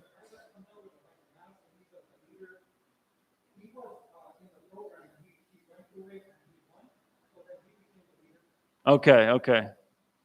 It's been a minute. Go ahead.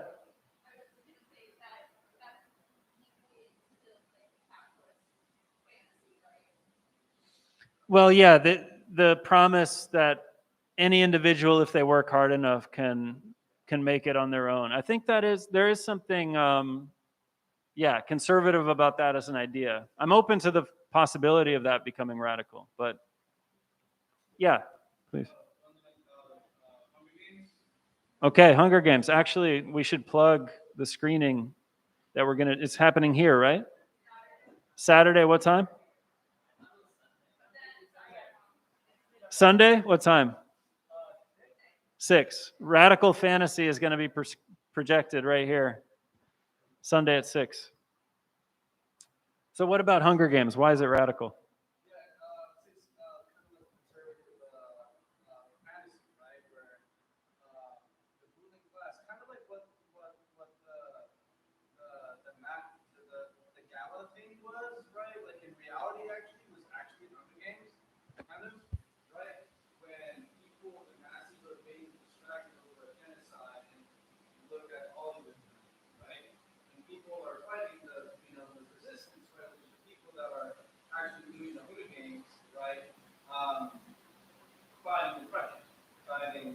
Right. So it exposes the contradictions in society rather than and it shows how the ruling class is trying to conceal them. Maybe that's one of the radical elements, right? Because we said that one of the functions of ideology is to paper over the contradictions of society, right? Explain them away somehow. Yeah, Josh. Okay, why?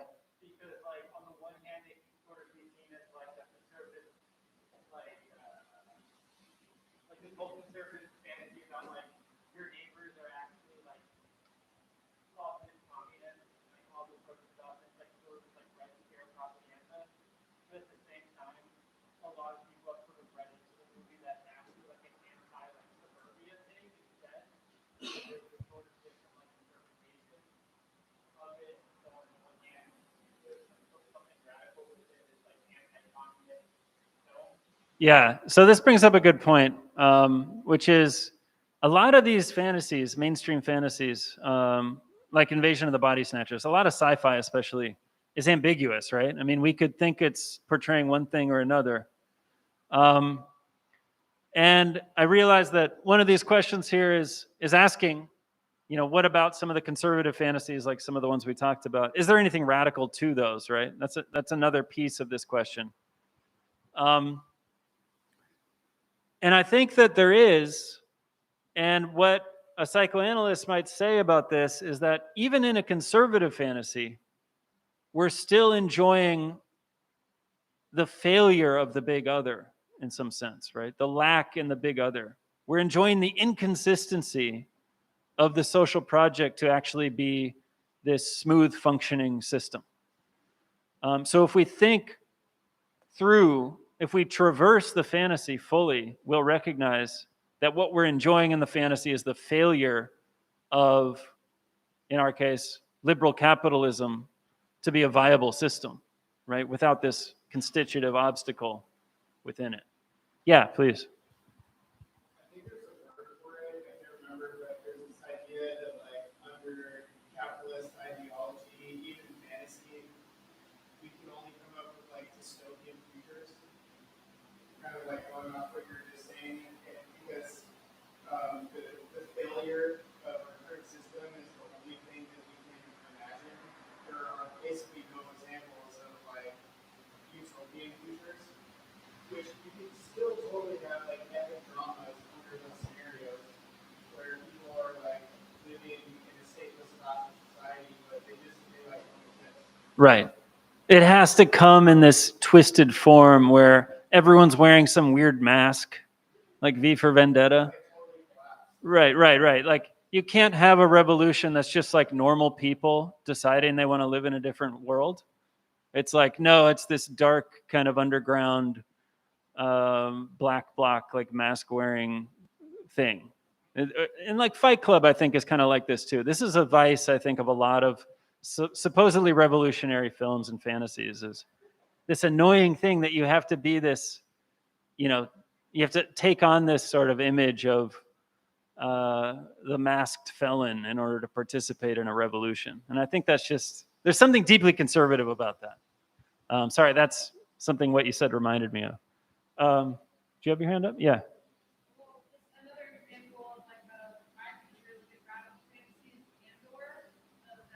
Finally, someone said it. Yeah.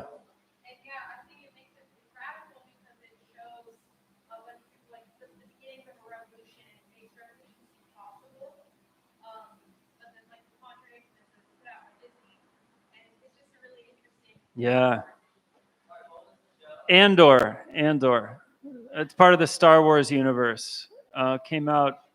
Yeah, absolutely. What I like about that show is it actually first traverses the capitalist fantasy, where he thinks it's this one and done thing. He's made a little bit of money from this thing they do. I don't want to spoil too much of it. And he ends up in the Star Wars version of Miami on his dream vacation. But of course, you can't escape the empire even on your dream vacation, right? And he recognizes the failure of the capitalist fantasy, I think, in that episode, and he has to confront what that means for himself. Yeah, go ahead.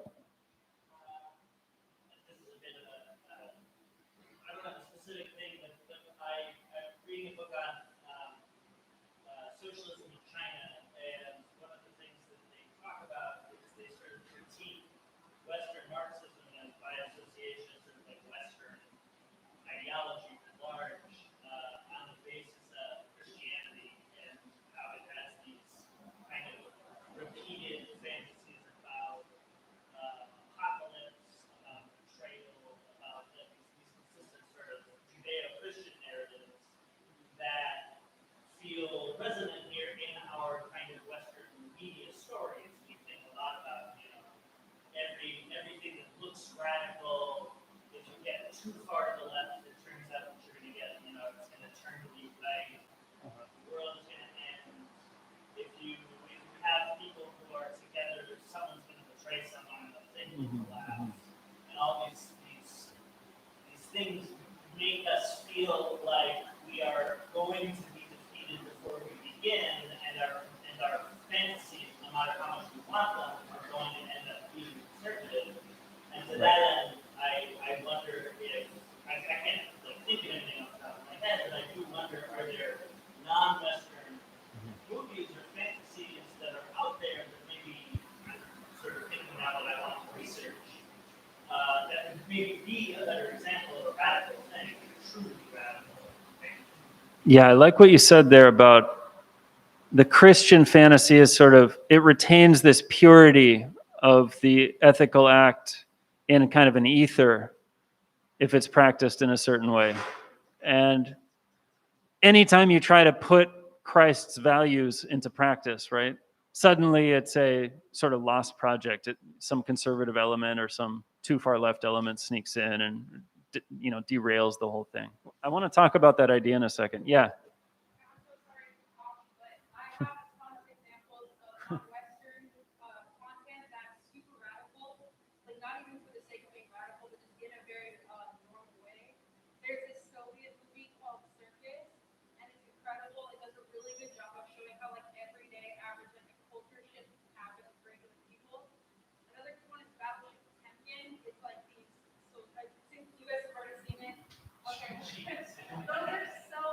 a radical in that's like not a Western way where it's like one guy saves the day. It's like radical for the sake of the common good. Circuits. They're both like black and white movies and they're Soviet, but if you want, I got so many movies that are like there's like Chilean movies and Russian movies that I'm not gonna go. Awesome. I just want to say, I think we'll probably go till about 9:10. We started 10 minutes late. I think we can get away with that. Yeah, I don't want to miss any hands. Go ahead, Ben. I think psychoanalysis itself is perhaps a radical fantasy because it is a thing that you have to participate in. It's like it's not just you have to go into it believing that you're doing this thing that will liberate you through your own power, and by believing in that, it does in fact work. It's like it's self-reflexive of itself as a fantasy, and it's emphatically not just like a pharmaceutical box you go in and come out here. Like it is fueled by your own participation, by your own examination of fantasy itself. So I think that the belief that it works is radically is a necessary part of the work. Yeah, I like that a lot. Go ahead. Yeah, I'm glad you said that because the entire time I kept sort of thinking, is Marxism not possibly the most radical fantasy of all time? If we're using this language, that's sort of like in the sense of like, there's the object of desire of this communist society, and there's the opposite of which people are seeing, standing in the way of being able to realize that. And just like you were saying, there's like this participative aspect, right? We have to participate, engage in this. But then that leads me to a question. I don't know if it's appropriate to ask. It's just, is the language of fantasy a little bit too, like, not fantasy, but like a little too making light of what is like a very materially grounded political project? Is it too much to say? Because I think the way that you were looking also about the you would make Marxist fantasy a narrative of workers overcoming the obstacle and reaching their object of desire. Like, I think you can make that fit into this language, but then when we say fantasy, does it take some weight out of it? Does it seem just like a fantasy dream? Yeah. Yeah, I want to address that point. It's an important point, and I did skip some things here. And one of the things I skipped was that we actually don't have a way of understanding our reality without fantasy. Fantasy is not just a psychoanalytic thing that's out there that we can talk about sometimes, but other times we're not doing fantasy. Fantasy is what we always do every day. It's the way that our desire is organized, actually. We wouldn't have a coherent desire without a fantasy structure that we're operating from within, without a fantasy frame. So if we ever desire something, we're a part of fantasy. So we're always involved in a fantasy. It's not just something you do when you're asleep or when you watch a movie. I think that's a very important piece. Was there a hand over here too? Yeah. I think also, I agree, it does have a big connotation is physical, but I think that's because the very concept of thinking in these other terms is stigmatized by our whatever rational order of societies. And the idea of dreaming is delegitimized, is whimsified to a certain extent. Whatever the word is, we are constantly generating. We're driven by desire, and we're living in this crazy constellation of imagine other worlds, other places for our desire, other sexual partners, whatever it is. We're living in a world of fantasy, and that's what is denied by the dominant discourse, which wants to root us in this, wants to trap us in this immediate present. Right. Yeah, I like that. Yeah, I would say that, the materialism aspect of Marxism makes fantasy kind of a taboo subject to talk about, because we think of ourselves as, scientists, social scientists, who are trying to accomplish a concrete, tangible project politically. And why get frittered away in this, distraction of talking about fantasy? And I think the answer is that we're already fantasizing in a capitalist way. We're already caught up in a capitalist fantasy. We're enjoying capitalist fantasies. I love a lot of these conservative shows and movies. They're really good. Like, I enjoy watching Yellowstone. It's a conservative fantasy. And I think if we avow that, then we can start moving forward and understand what fantasy is actually doing and what a Marxist intervention could actually look like in the terrain of fantasy. Yeah.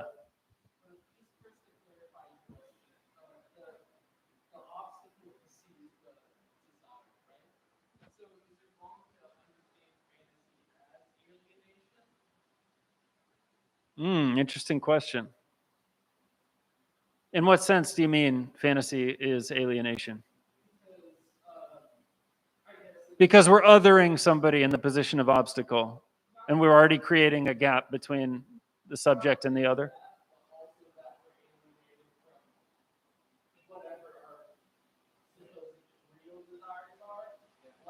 Okay, good. Some immigrant in like Mhm. desire for a nice car, but maybe a more real desire for be a connection and a community that will include that immigrant community. Is an obstacle. Right. Excellent question.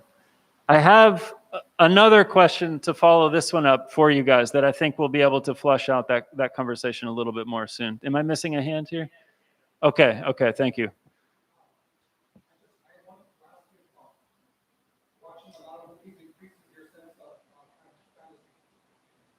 Oh, can you like be a ultra fantasizer if you, yeah.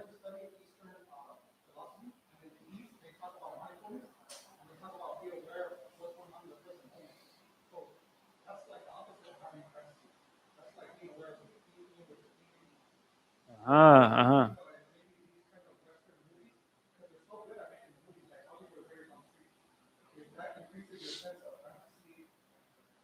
Yeah, I think psychoanalysts would take issue with the idea that the monastery monk is escaping fantasy somehow. I think there's always a desire that emerges, and maybe the desire is an ascetic lifestyle, right? That you can distinguish yourself through from the rapid pace of modern society. But I think I wanted to talk about Comic-Con at some point tonight, because I think Comic-Con is a great case of an easy kind of target. Like, oh, look, they're totally lost in their fantasies, right? At Comic-Con, like they're all dressed in costumes. They clearly are out of touch with reality. They're fantasizing a little bit too much. But I think I actually like the idea of the Comic-Con people as being just honest about the fact that we are fantasizing subjects as human beings. Whereas the person who disavows the fantasy is more caught up in the way that we fantasize daily, in the way that we're caught up in these capitalist fantasies that completely dictate the things that we actually do in our lives. So I sort of appreciate the person that is overcommitted to fantasy in some ways. I think there is something that could be radical about that if it's done in the right way. I wanted to get to a hand in the back real quick. Sorry.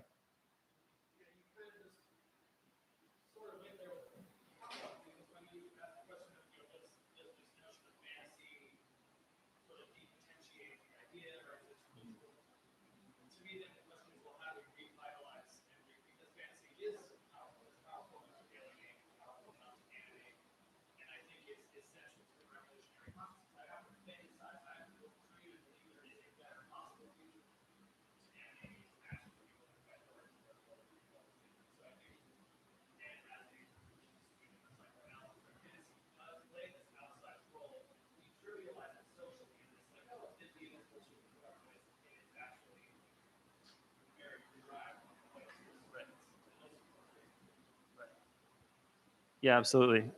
Yeah, go ahead. You wanted to follow up. Yeah.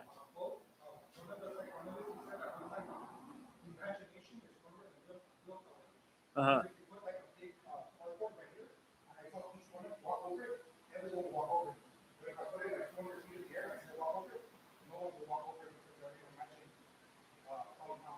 Uh-huh. Yeah. Yeah, I like that analogy. I think we had a hands here, maybe? Okay. Okay. Okay, well, earlier in the class, I said that there's an obscene underside to ideology, right? And it's here in the obscene underside that we find enjoyment. And the obscenity that capitalism presents us with. I mean, we can think of, the example of hazing in a college fraternity. It feels subversive, but it also produces John Kerry and George Bush. These are not subversive figures, right? These Yale fraternity guys. So what would an obscenity look like that would actually disrupt the social order, the functioning of the big other?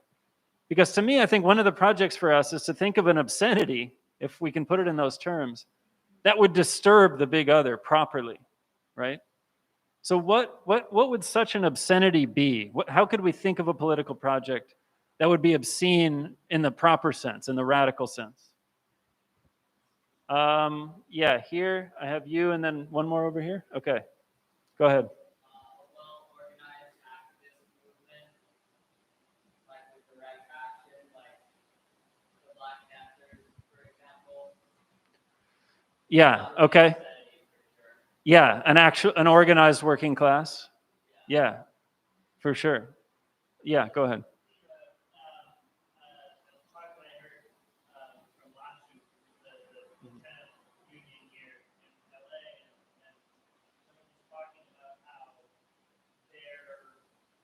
One of their sort of big things was, the city council sort of asks for their participation in come and talk with us about what we can give you, what we can provide, how can we help you, help us. Right. And that, but this is just a kind of co-optation, and it actually stifles the movement, and it is actually a transgression to say, no, I'm not going to participate in your system. I'm actually going to completely separate, not completely, but I'm going to, in this moment, separate myself from the system and organize political power in, people, and work with people and in tenants, and do it over here, away from you. And I feel like the system very much treats that as consent. Right. I like that you're also kind of hinting at the liberal racist fantasy, because we kind of talked about the right-wing racist fantasy, but the liberal racist fantasy also posits the racial other in the position of obstacle, but it's someone to be assimilated, right? And I think that is the patronizing way that the liberal city council approaches organizations like the tenants union. How can we, from our position of legitimate authority, help you, poor tenants who are, clearly not responsible enough to run society? How can I use my position to give you some breadcrumbs here and there? I think that's certainly the way that ideology functions under liberalism. Yeah, in the back. I'm misunderstanding the question, but I think theory and history shows us that mass labor strikes are the obscenity that capitalists together conflict. Right? Okay, so mass strikes. Yeah. Yeah, over here.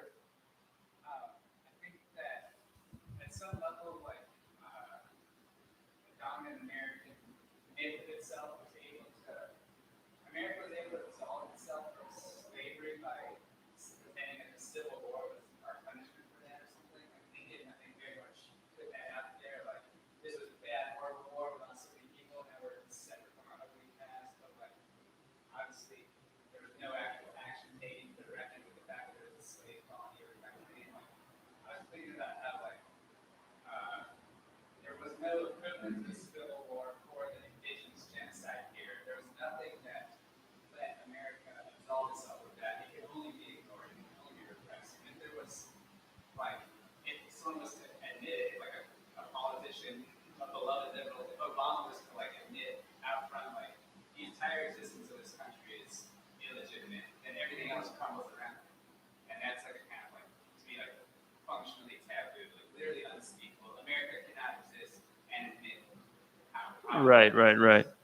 I think we could visualize that as maybe the objet of American society, what doesn't belong in the discourse of American society, right? That would be definitely an obscenity. I think I missed it. Did I miss a hand over here?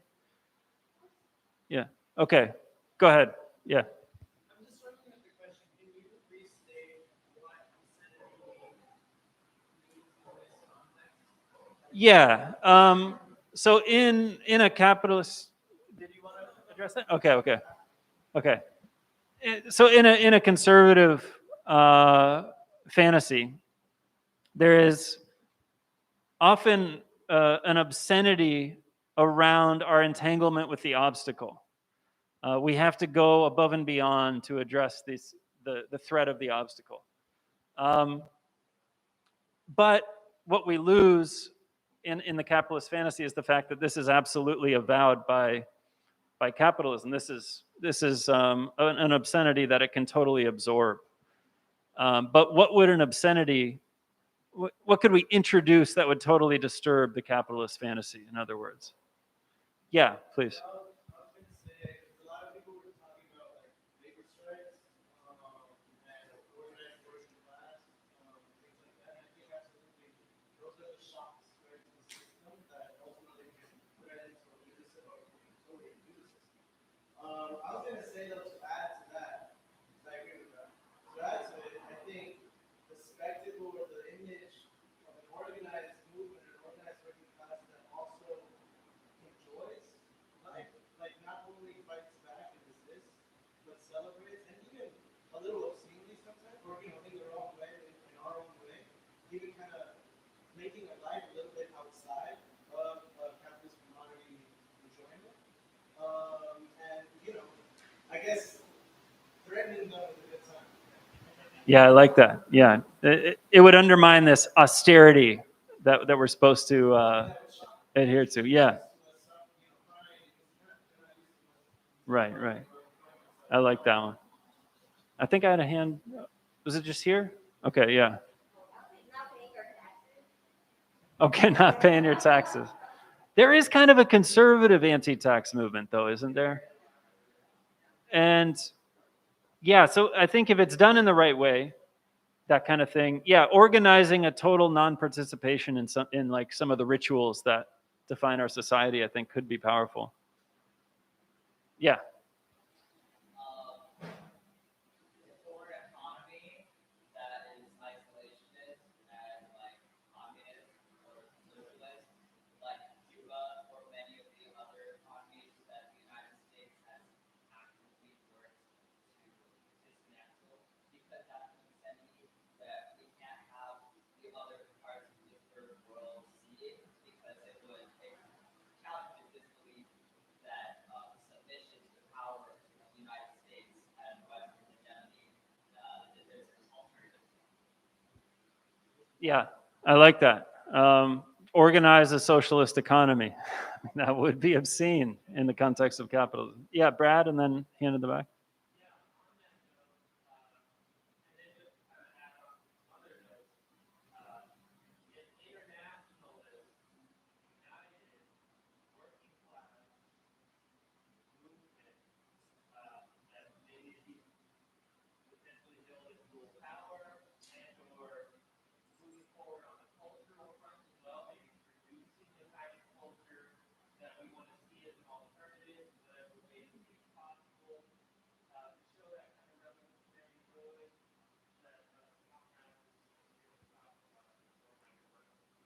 Yeah, internationalism, a working class international, certainly. Yeah, in the back.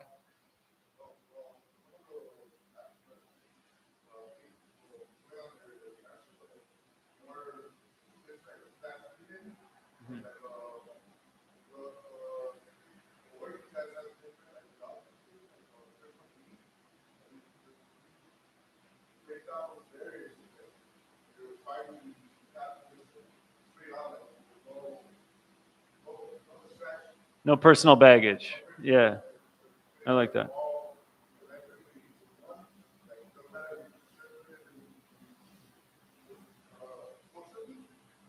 Mm-hmm.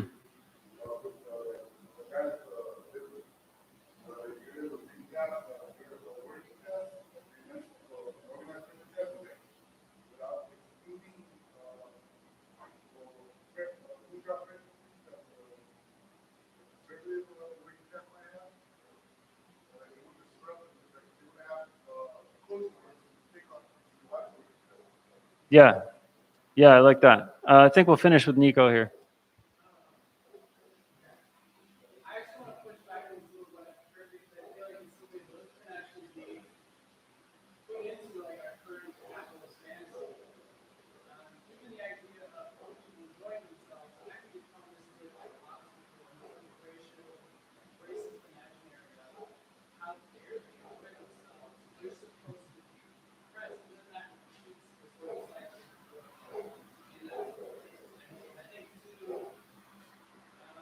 Even these ideas about, saying like an internationalist or like movement, that can also feed into a sort of idea from the right wing about the world where it's common intelligence, othering things that are actually very much be integrated into a sort of American identity.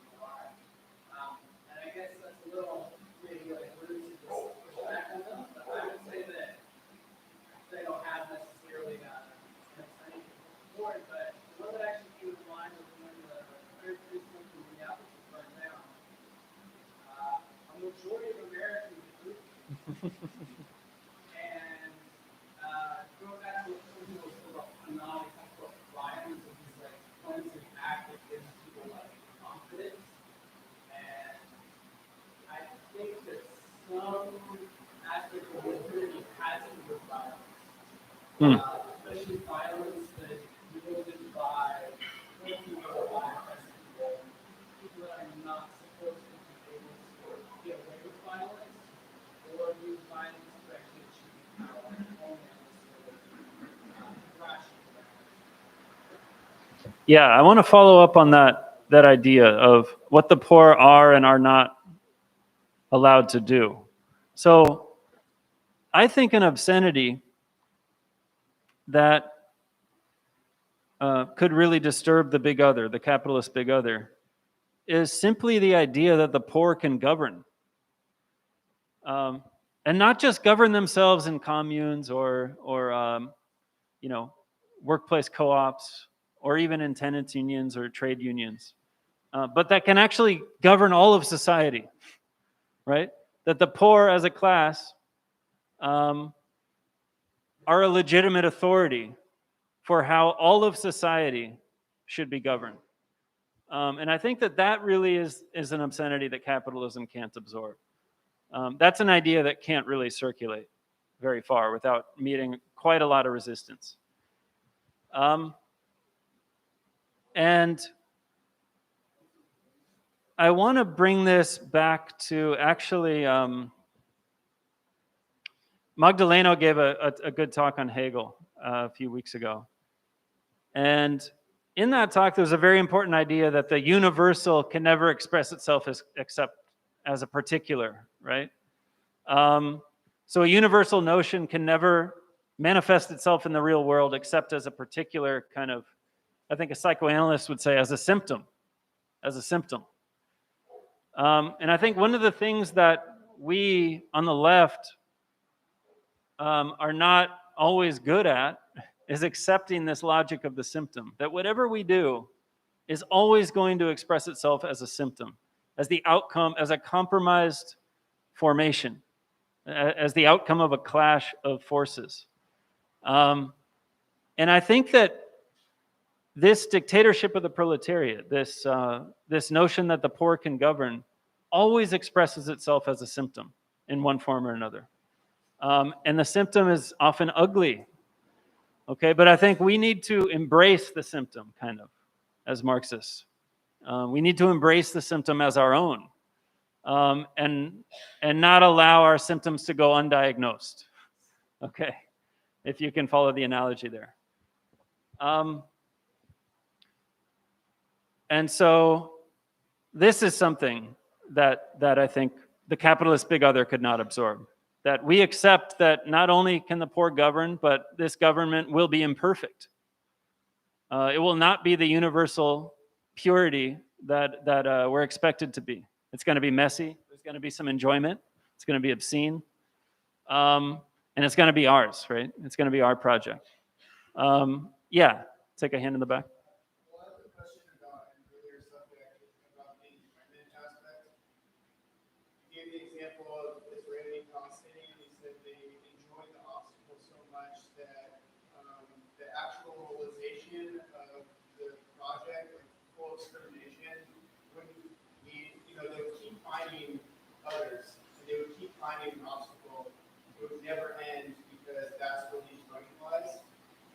question is the same not true for us?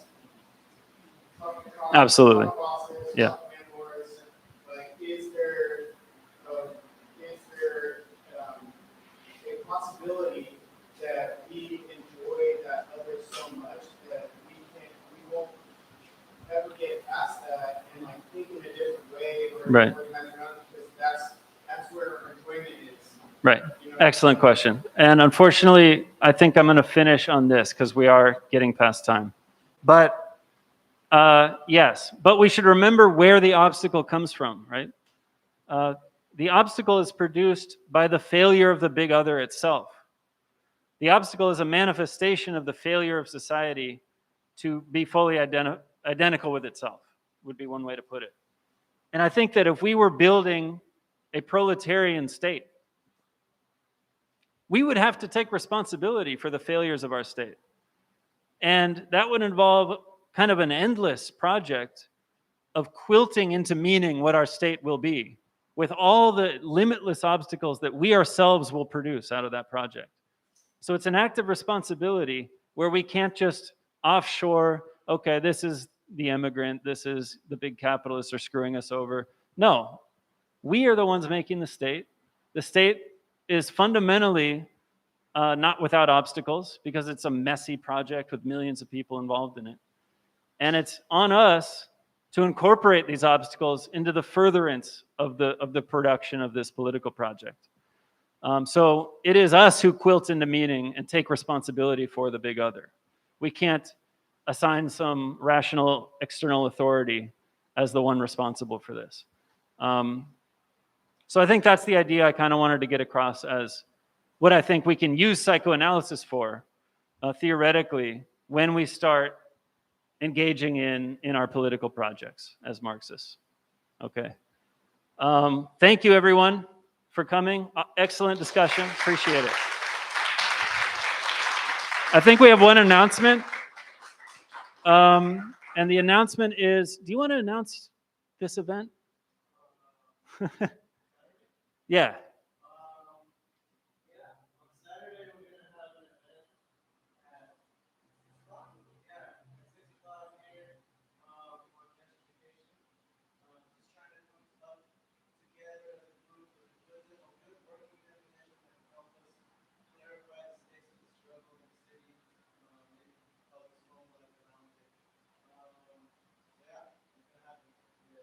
All right, so 6 o'clock Saturday, Gentrification 101 in this room. Thanks, everyone. You have an announcement?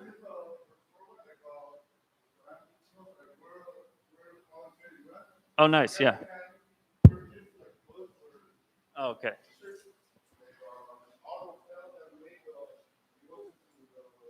Yeah.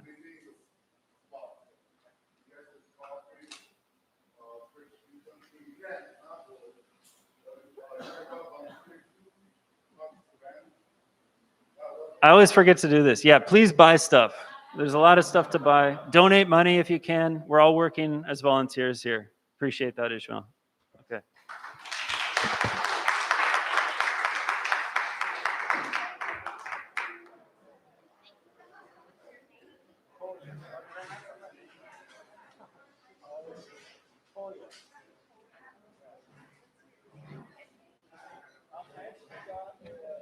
If everyone could take their chairs in, fold their chairs up too.